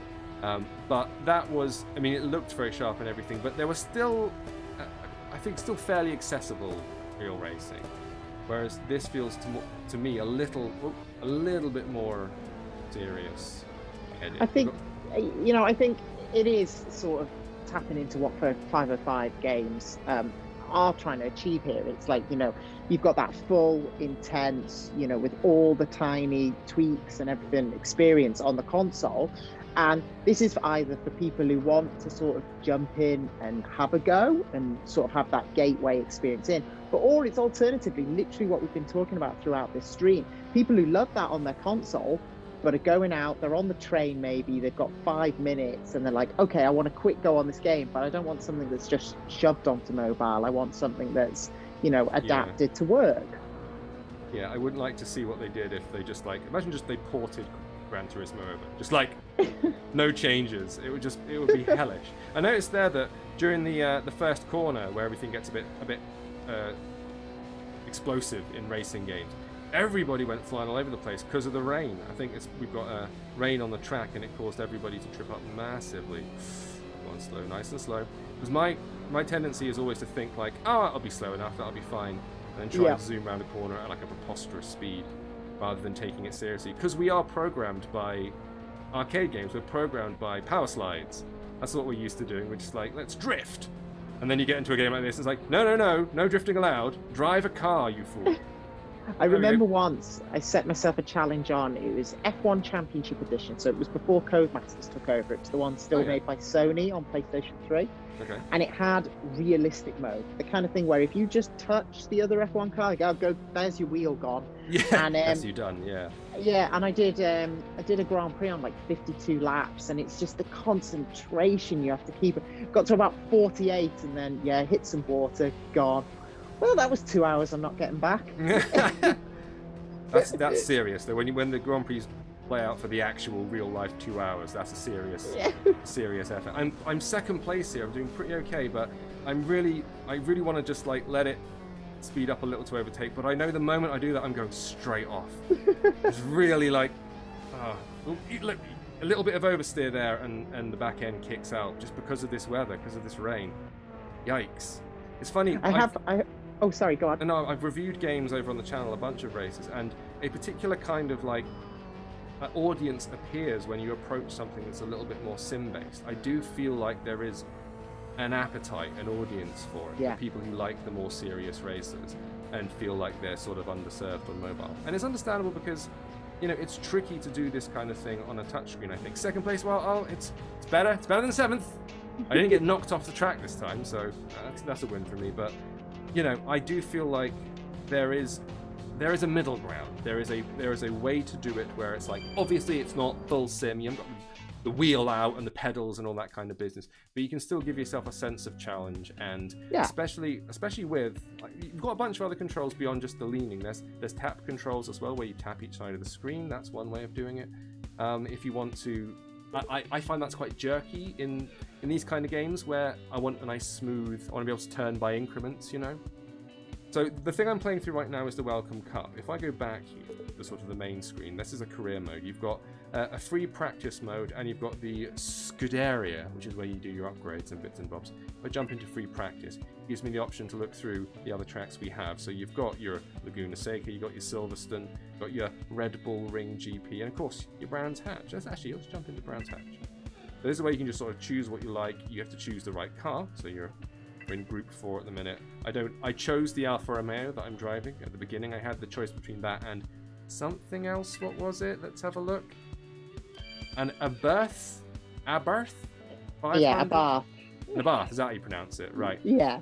But you have to earn that. You have to pay your monies, and I do not believe that I have the sufficient monies. I have not done enough to earn the privilege, so I will start. There's only one car I'd be interested in. The one car. It's the only car I've ever loved driving. My MX-5. That's what I'd want. My Mazda MX-5. And I'll just have that one car and pimp it out. It has to be on there somewhere, I hope. It's so popular, that car. Everybody loves those sports ones. So this, rather than what I was just doing there, which was kind of more standard races, these are practice laps. So it gives you 3 laps where you can kind of trundle out and try and improve your times on the car. This is the one where I'm going to change the camera angle so that we can... Yikes! There we go. Give you the rear view. I am not equipped for this at the minute. I need to slow down. There you go. This gives you more of a sense of the immediate speed because the camera is hovering above, whereas in the car, like with the dashboard in the way, you don't necessarily like feel it or experience it in quite the same way, I think, which is sort of interesting. Just from the perspective shift, you suddenly go, oh, we're rocketing along, aren't we? You're right, and I think having, like you say, touching on those games as well, so Assetto Corsa, but also obviously the likes of Forza and Gran Turismo, I even find you get a different sense of speed and a different sense of control, whether you're like, if you're on the outside of the car, whether you're close in or further out. Yeah. That gives you a totally different feel as well, and I feel like everyone I know has their preferred option, whether it's in the cockpit, whether it's really far out. I kind of like back of the car, but kind of close in on it. Like, I suppose what you would call like the this third-person shooter. Yeah, I'm sort of switching in where it tucks itself up a little bit closer up behind on the back end. This is, I think, the standard one that you get. Most games default to this, I think. Which is good. I also approve. There's something about the in-cockpit of it all that I really like, especially with rally games. I like to hear the person shouting in my ear, going, you know, easy turn, left, 90 degrees, right. All that business. That's quite fun. Thanks. Yeah, I think cockpit mode actually is one of the most fun to do. But obviously, I also really liked it as well, where I can't remember which one it would be that I played, but especially in VR, where you could actually utilize your mirrors. Oh god, yeah. Hey, have you ever tried Wipeout with the VR headset on? I haven't, no. I slipped, and I just went straight. I'm in the rough. I'm in the sand. I'm gonna have a great difficulty recovering. Yikes! That's the thing with these serious ones. Like, you got to do the recovery really careful, because the instinct is just jerk the wheel, and you will just immediately 180 your vehicle and be stranded in the middle of the track. You have to think. No power slides for me. Yeah, this is more like it. And of course, I suppose it's like anything. As you get you I was trying to think of the term they use in Fast and Furious, so it's your tune-ups. But whatever it is, your upgrades to your cars. You know, sure. My nitrous. To modify it. Yeah, your nitrous oxide burst. No nitrous oxide in this game. You'll be. I mean, I don't know. Maybe they'll add it before they release the game, because obviously this is not currently available anywhere. This is the first time we're revealing it to the world. But it doesn't feel like the kind of game where they get the nitrous boost out and then they strap you to a rocket and send you into space. Yeah, or probably. I mean, you mean we're not going to get to fly around the Burj Al Khalifa in this one? I'm going to give that a hard no. However, like I'm enjoying this control scheme. It's a real like rock your thumb on the screen type deal. Like, I am not dragging it left and right with wild abandon. This is a proper like just a little bit. It goes a very long way, and you get those nice smooth corners instead of, you know, yanking the steering wheel and spinning out, which is what will happen.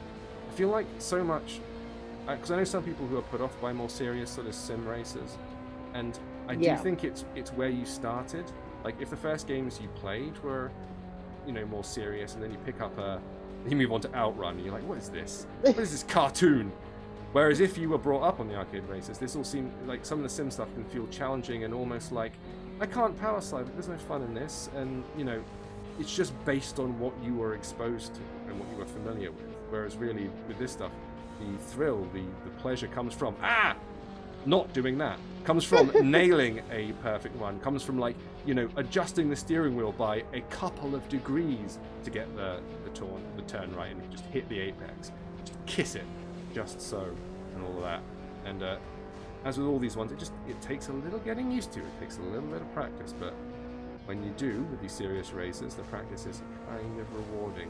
It works out. Yeah, and I think, like we've been saying, what's good with this is it's a chance maybe for people who didn't grow up on these sim races to just dive in quickly, and especially with it being on you know, mobile devices, you can just jump in, have a quick go, sort of get a taster for that, see if it is for you. Yes. So what information do we have in terms of this game? I think we're, like, when it comes to release dates and stuff like that, it's not public at the minute. Well, it is, yeah. No, Is it? actually, I can share. Well, basically what we've got is, you know, there's a lot still to be shared. There's a lot of information still to come. Obviously, we're like the world first here sharing. But I know 505 are going to be doing a showcase that will air on the 27th of August, starting at 1 p.m. UK time. I always say UK time. Technically, we're British summertime, Yes. but just go with UK time, and then there's no confusion. And then the game will be out on the 31st of August. 31st of August, right, okay. Oh, not soon. London. Okay, fantastic. No, Nice to have an actual date as opposed to having to go out now. coming Ellipses. soon. Very nice. Well, if you do want to get a look at it, obviously head over to their socials, actually. That's where they're going to alert us to the showcase Yes. that they're going to be doing, and then we can look out for an actual launch day later on in the month. But Assetto Corsa Mobile is the name. I'm going to try and finish. I feel like I want to finish this lap. I've got one more lap. Come on. We can do this. I'm nearly there.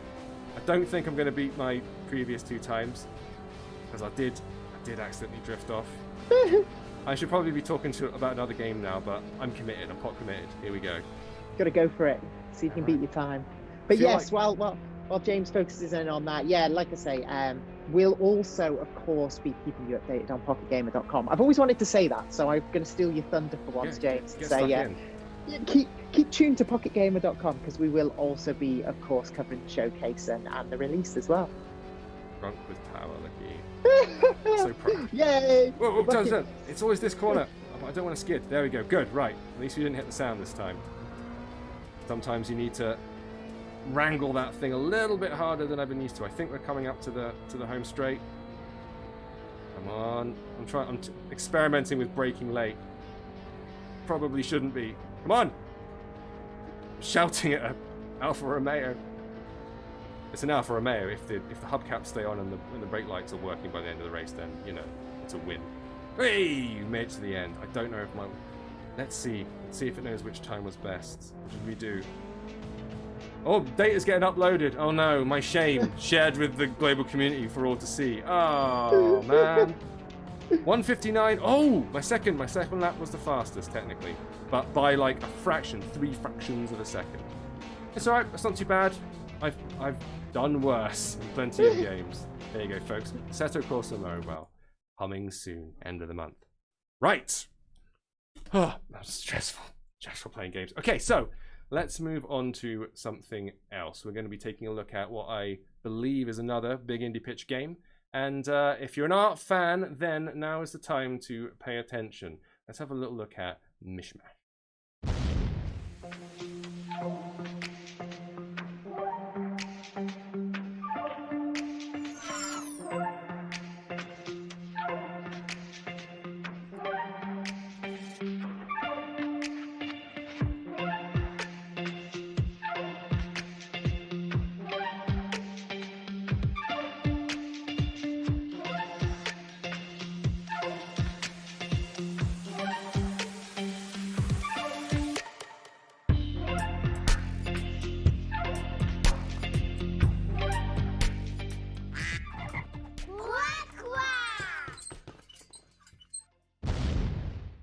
like their end of video ident. That was nice.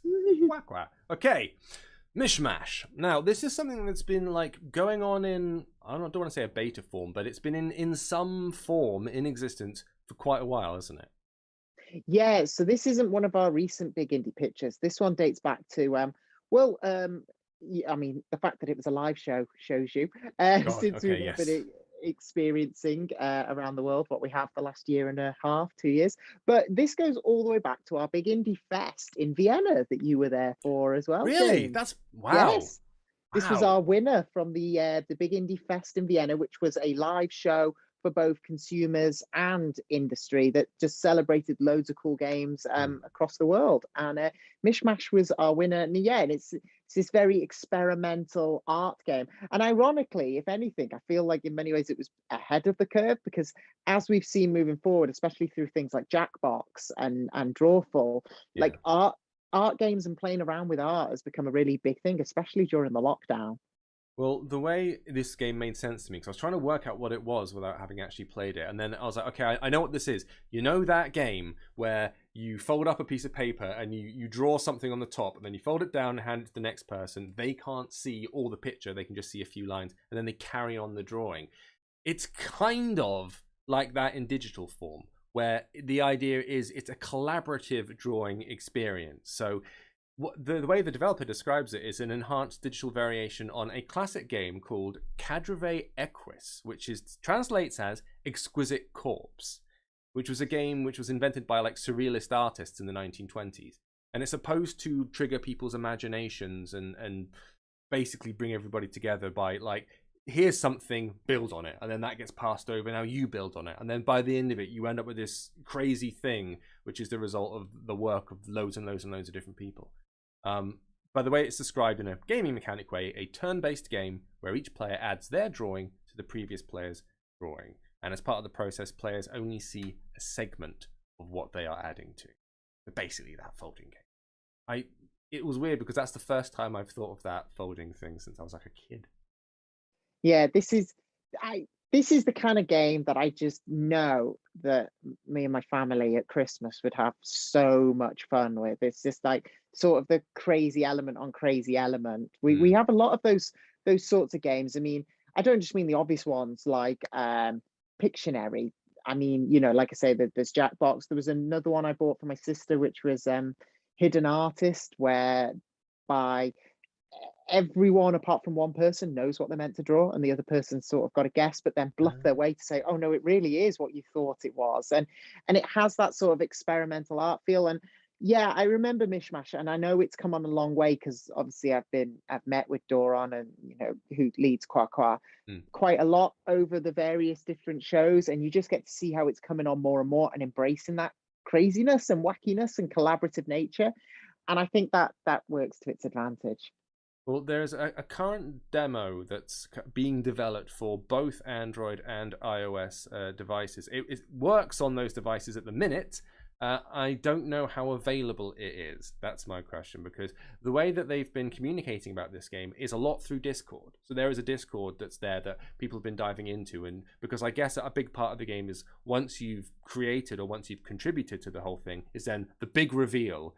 And then everybody who's involved with it gets to kind of discuss it and go, that was my bit and all that. So it very much encourages a kind of bring a community together, let's do the thing, and then let's chat about it afterwards. There's possibly like a social aspect to it as well, which is kind of neat. So yeah, definitely. The plan at the end of the day is apparently to create the world's biggest surrealist drawing. That's the goal. Sounds like they're going for Guinness World Records here. Yeah, it does, doesn't it? Yeah. So we'll see how that goes. But if you want to take a look at it, there is information available. I don't know how available the demo is or how you get hold of it, but there is an active Discord. There's Facebook pages and Twitter and all that kind of stuff, and you can totally get involved. In fact, the person from Qua is in the chat at the moment. Good to have you here. And it says you're welcome to join our Discord. So if you want to go and find the links, you can find them on pocketgamer.com, where we'll follow up with a story. And go and get involved. Draw some mad stuff. And then be a part of something even madder in the long run. Okay, let us move away from the art. And we're going to talk about something that's recently available on mobile devices that was previously on PCs and is a little more serious, but a very interesting game. Here we go.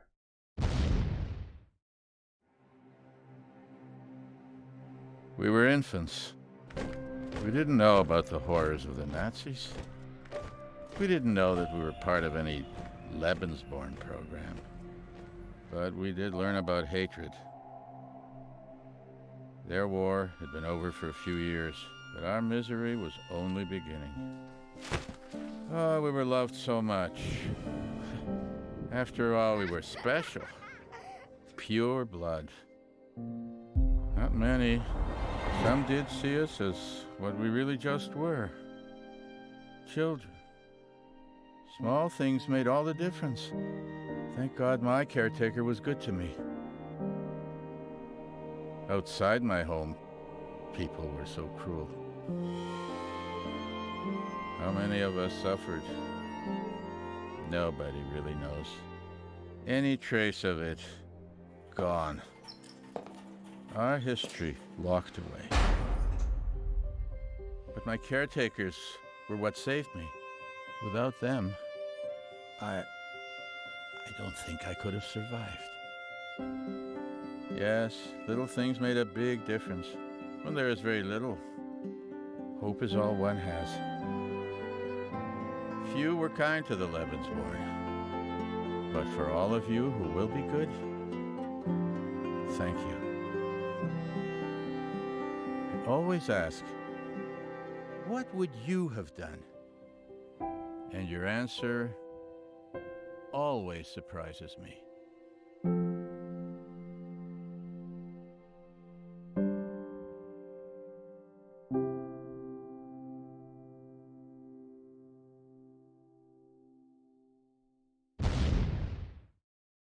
So, My Child Lebensborn. This is a game that, as I understand it, was already available on PC, at the very least, and has recently appeared on mobile platforms. It is an iOS and Android thing, and it's currently, because I checked before coming on, number one in the, I believe it's the RPG category it's been put into, over on iOS.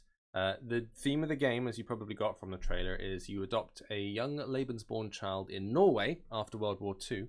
And the idea is you, as the parent, have to balance your time and resources in order to provide for the child you've adopted. You have to cope with what they describe as the heavy inheritance of the German occupation. But the idea is what you do affects the way the kid grows up, which is obviously like quite heavy duty in terms of game themes, but it's kind of important if you're going to do the thing which a lot of people do, which is say games are art, games are an art form unto themselves, and they should be able to do a multitude of things. And so tackling weighty stuff is one of those things, and when it's done right, it's incredibly effective. As effective, if not more, I think, than narratives that you will see in movies, books, or any other art form, because you are placing yourself in the narrative, and suddenly you are accountable for things in a way where you're a spectator in other games, and that's quite interesting. Like, in terms of stuff that gets you emotionally involved, it doesn't have to be quite so like heavy as this, but I'm thinking of things like Life is Strange and stuff like that, where they have these kind of engaging stories. Do you lean towards that narrative stuff? Do you get pleasure out of those? I absolutely adore narrative-based games, to the point, and anything that makes me feel something emotional, to the point where I actually created a list the other day because someone asked me of games that have made me cry, and it's a surprisingly high amount of games. I mean, only recently, Yakuza 6, The Song of Life. I won't spoil anything for that. I was only playing Professor Layton again the other day. The third Professor Layton game did the same for me. Ace Attorney. So there's so many games. So I am Mass Effect, of course, you know, the end of the trilogy. Yeah. So I think anything that invokes that emotional response is really good. And much like what you were talking about with that agency that gives you more investment, I also think about that with horror. In a weird way, I'm not very good with horror films, but I'm much better with horror games. And it's because I have control in what I'm doing, control in my actions. And I feel like that also applies here. When you have control, like you say, you know, your Mass Effects, your BioWare style games, your other RPGs where you have different branching paths. Because you have more agency in it, it just makes that emotional connection even more powerful than it maybe would have been, or at least it does for me. So, and especially with something like My Child Lebensborn, with that hard-hitting sort of subject matter. Well, it's a sense of responsibility, and as we mentioned, the idea is that the child will grow up differently depending on what you do. So you have to make choices, and then you look for the effect of your choices in the child's expression and body language and things like that. That's how you determine what you're doing and what effect it's having, which may cause you to check yourself at certain points, and probably, as with the best games, make you go, oh god, I wish I hadn't done that. And that's the stuff that tends to get you, the decision where you're like, oh, I shouldn't, oh no, I've done that, oh, I'm a terrible parent, I'm a terrible virtual parent. You have to also deal with other things throughout the game, so you have to earn money, so you have to, you know, work, cook, craft, all that kind of stuff. In order to keep the household going so that your kid has a place to live in. You have to use your time and manage resources, and then support the kid as you go through. So obviously it's a more heavy-hitting narrative thing, but it's been doing very well on mobile since its release, and it's been very well received critically too. So this is currently available. Oh, sorry, go on. You were going to say, I think, what I was going to say. Same thing. Currently available iOS and Android. But you mentioned also to me before we started that there's a Switch port coming, right? There is coming in the next few weeks. There's a Switch version coming. I know, having spoken to the team, the release date is at the mercy of the testing people on the other end, waiting for that date. Yes. Yeah. But you know, it should be coming on Switch as well in a few weeks, which gives, you know, a multitude of options for you to dive into the game, really. Excellent. All right then. So you'll be able to find that on mobile devices right now. Keep your eyes peeled for the Switch. Okay, we are coming into the last few games we're going to show you today. We're going to move on to something. Oh, let's keep with the storybook theme. Storybook Brawl. Here we go.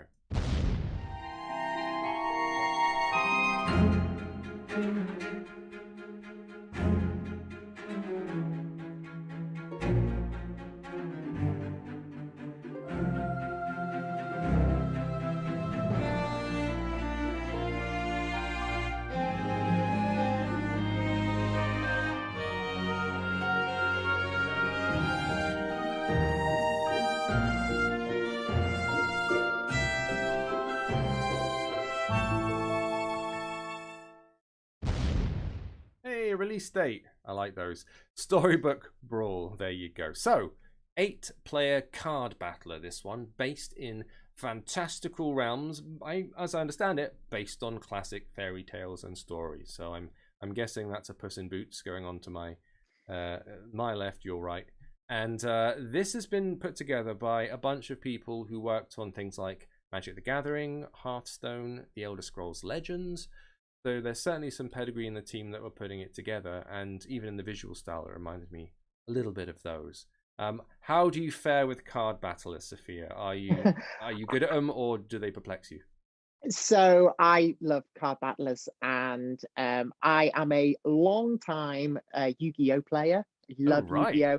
I've played it since my school days. I started off on the Pokemon trading card game, and then I got into Yu-Gi-Oh! And I've played Yu-Gi-Oh! Ever since, to the point where anyone who goes on PocketGamer.com will find one of my rare reviews is for Yu-Gi-Oh! Duel Links, and it is my most played mobile game. Really? So, yeah, and I love Hearthstone and that kind of thing.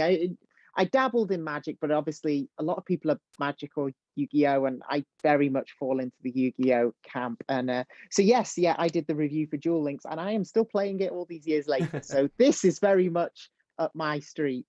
Weirdly, I obviously tackled Hearthstone when it came out because everybody was playing it and you kind of had to. I spent a bunch of time on that Lord of the Rings online game as well. There was a Lord of the Rings card battler that I think was, I don't know if it's still going actually. I think it might have been short-lived.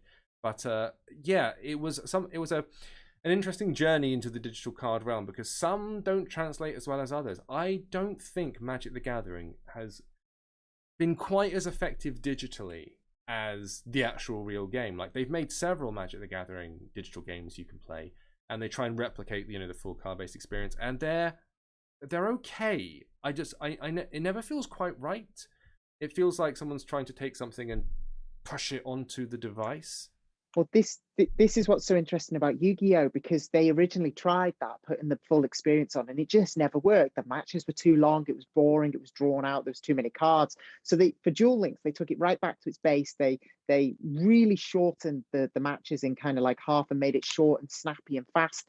And it really worked well, to the point where the version that they created for the mobile game ended up becoming an option to play in the physical card game as well, because people that's preferred that nice. shorter, more fast-paced, like quick 5 minutes. Okay, you win. Let's play again. Let's play, rather than we're still here 45 minutes later, like a game of chess.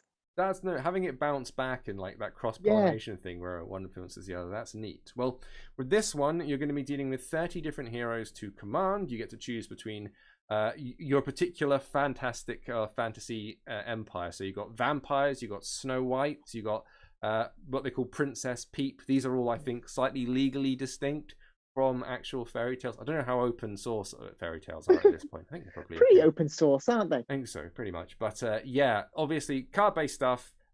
This is another one of those coming to mobile soon things, so we'll have to follow up later and see when it officially goes live. I'm excited. Yeah, but if you do want to play it now, it's currently early access on Steam. So you can get involved from the ground, or you can wait for it to pop up on mobile. Entirely your choice. But obviously go and check over at pocketgamer.com for more follow-up information very soon. Now, let's move on to something else. Ooh, this has got a very explosive trailer. I've been looking forward to this. So, let's talk about Saint Seiya Awakening.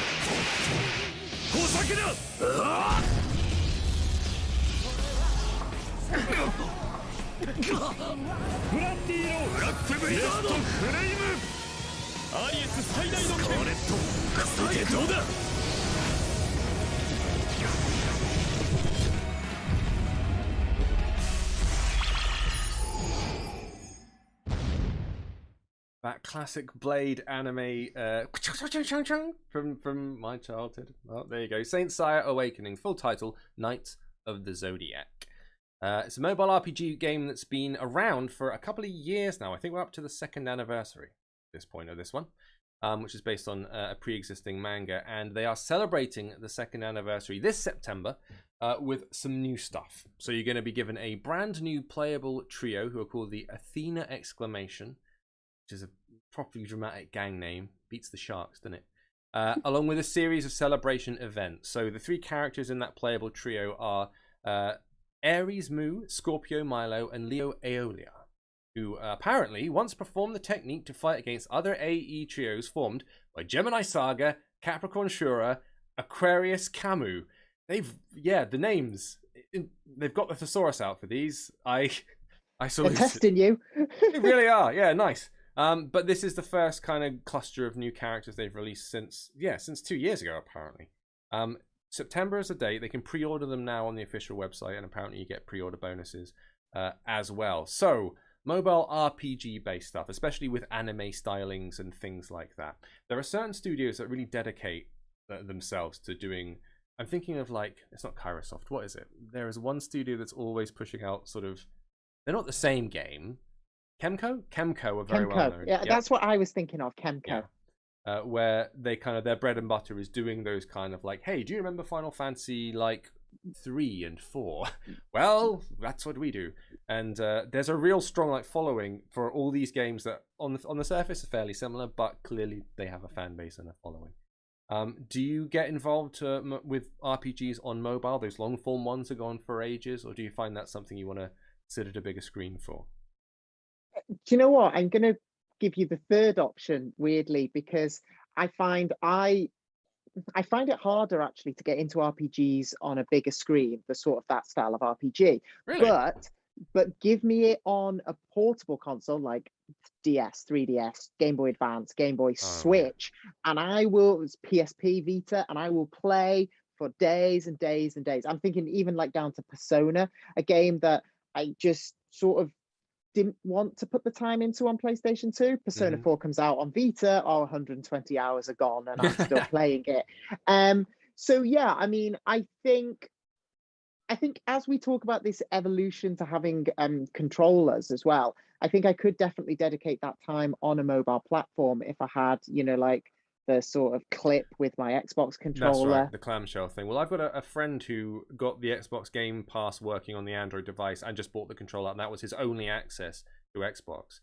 And I may have mentioned it on the last Launchpad, but we were playing Sea of Thieves together, and that's the only system he had to play on. And we put hours and hours and hours and hours into it, and it was really interesting for us all on different platforms playing away. But you're right, I think RPGs are one of the things that lend themselves to the portable platforms, and things like the 3DS were like really good exemplars. Like, this is the perfect platform where, because they do require time, often RPGs are tens and tens of hours and then tens more.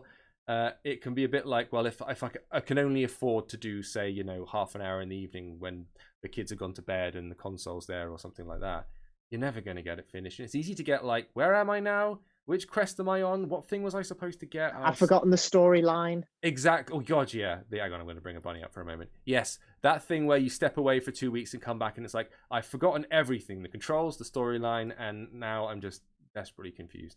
Having the thing where you can just go, now, where was I? Oh, yeah, brilliant. And then just, you know, carry on for 20 minutes. Ideal.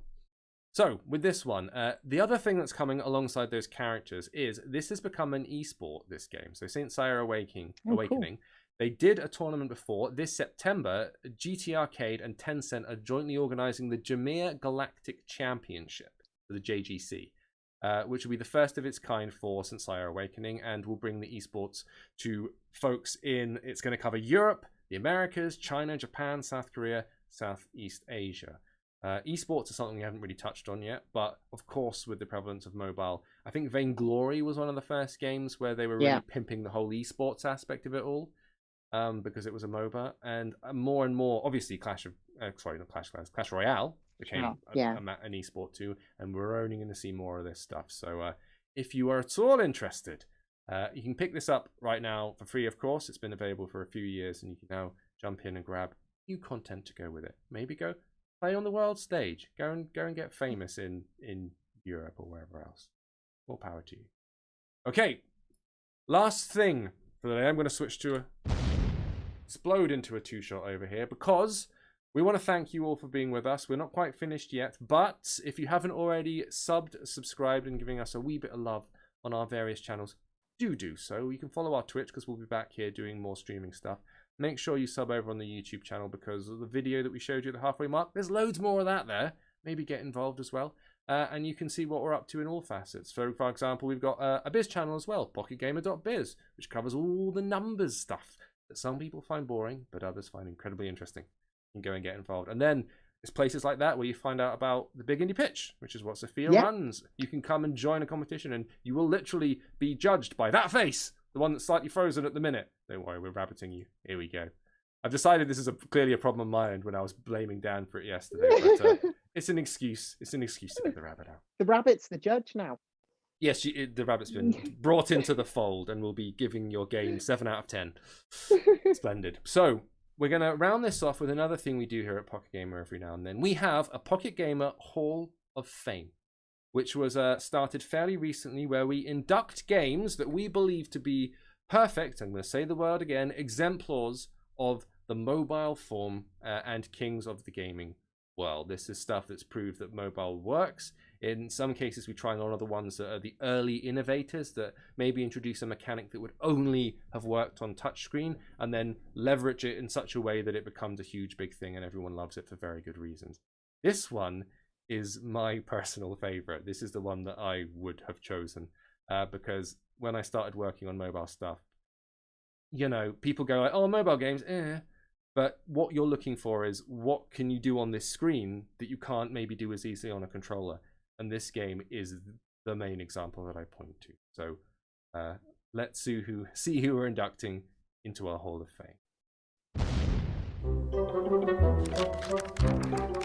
We had the idea of this mechanic where some object is attached to the rope, and a player has to cut the ropes to deliver this object from point A to point B.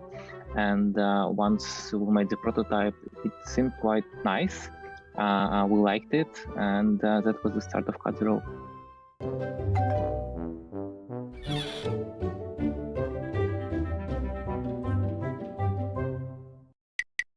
This kind of simple idea of feeding little creature really clicked, because when you complete the level, you're not only kind of satisfied by achieving the goal, but also because you help this little creature to get some treat. One thing we wanted to avoid is to make it too childish. It's a monster, it has sharp teeth, so it's not all cute, it's not a little kitten. Funny fact that the character didn't have any name until the game was released. Only once it was released, and the game became really popular, we suddenly had to answer those questions to ourselves, like what's the name of this creature, or how it looks from behind, because he was always facing front, the game. So once we went to kind of animations and other games, we thought, how does he look? That has a tail or wings. So it was kind of this process of exploration. It's not just a game, right? It's been with some people now for a very long time, and it's been with some generations of players, really. We need to make a cut the rope game, right? We can't change the essence of it, because that would not be doing it justice. The biggest change was to transport it into 3D. If you look at the game, you see that all the objects are 3D, and you're kind of operating in a 3D world. We had hundreds and hundreds of levels, and together we basically came up with that hot list of what is the best ones that we can transport into the new game. So that made our job in a way very easy. It still feels kind of surreal, because when we were initially working on Cut the Rope, we were hoping for some success for the game, but we were lucky enough to get quite a big bang with initial release. What we now are part in creating in this very limited way with this remaster is just really, really cool. It's almost like a life goal to create a game that would be kind of like a milestone, that would influence the market, the industry, and I think Cut the Rope did a bit of that.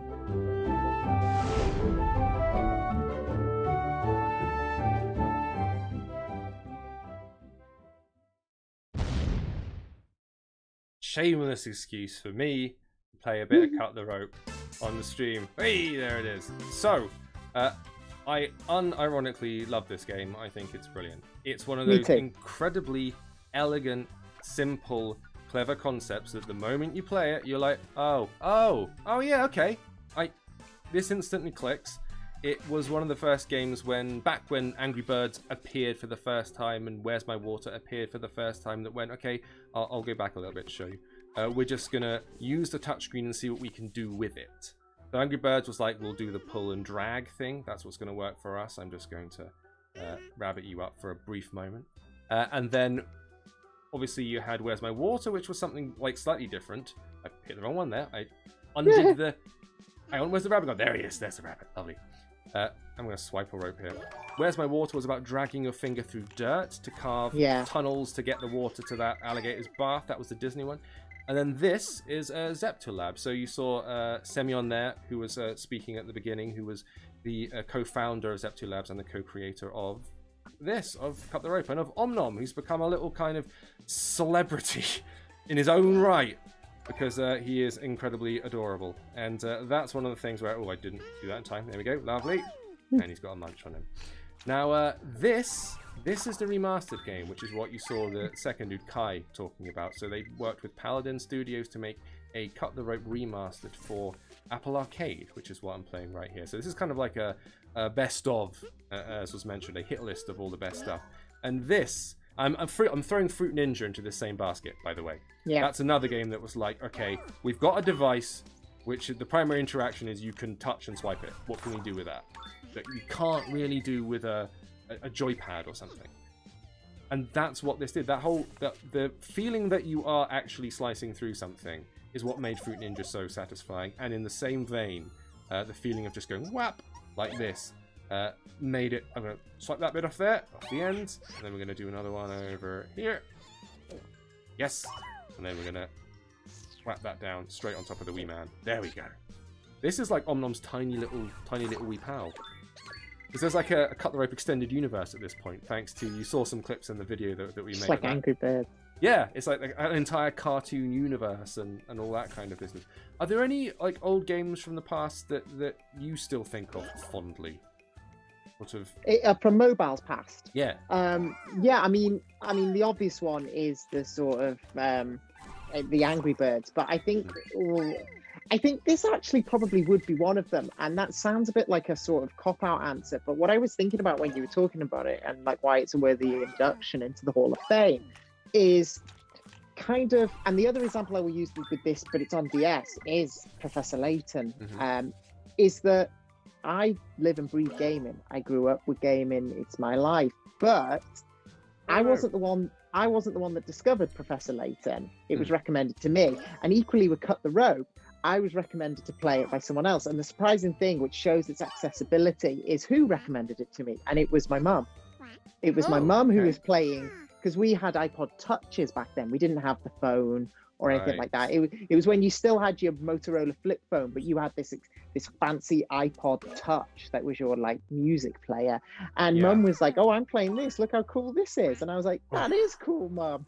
And to me, that kind of exemplifies why it should be in the Hall of Fame, because it reached to a much wider audience than a lot of other games had. And like I said, Professor Layton is another example of that, where my mum came back from the game shop going, "This is a cool game I found." And I laughed at her at first. I was like, "What have you bought, Mum?" And then she was like, "It's called Professor Layton. I played it." I was like, "Oh, this is good." Do I have to admit that my mum can find good games now? Do you have to admit? Bit harsh. Right, I already know what I did wrong there.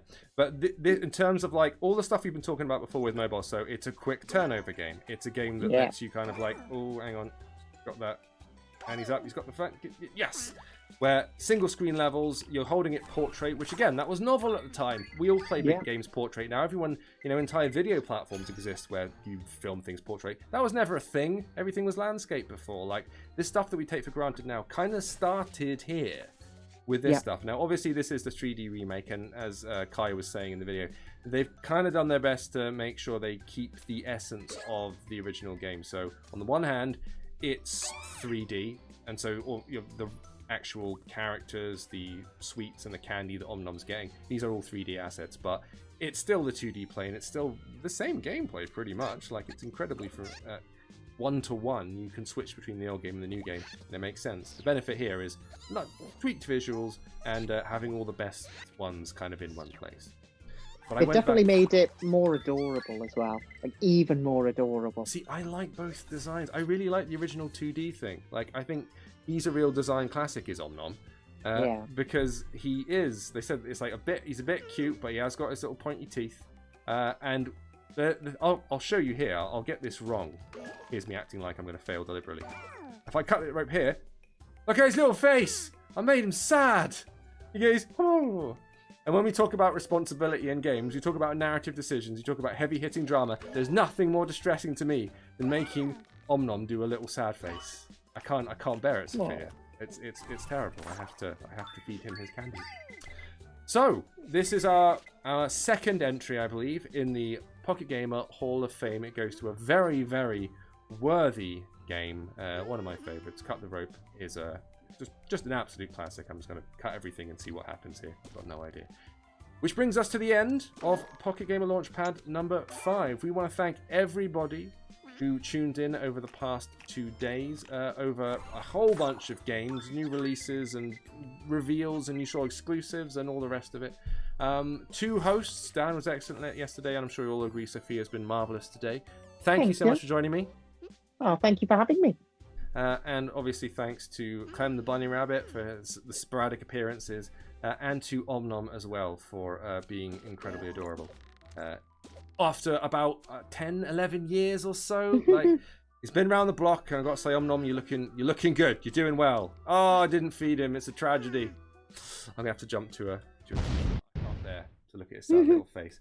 Of course, please do go on and give us a little bit of a follow. We do love making all this content stuff, and we can't do it if people aren't watching. So make sure you subscribe to the Twitch channel, hit the old subscribe and follow buttons, and ring bells over on YouTube, because you'll get more videos like the recommendations we showed earlier. And of course, check out pocketgamer.com for all of your text-based website needs, and biz if you're into the numbers stuff.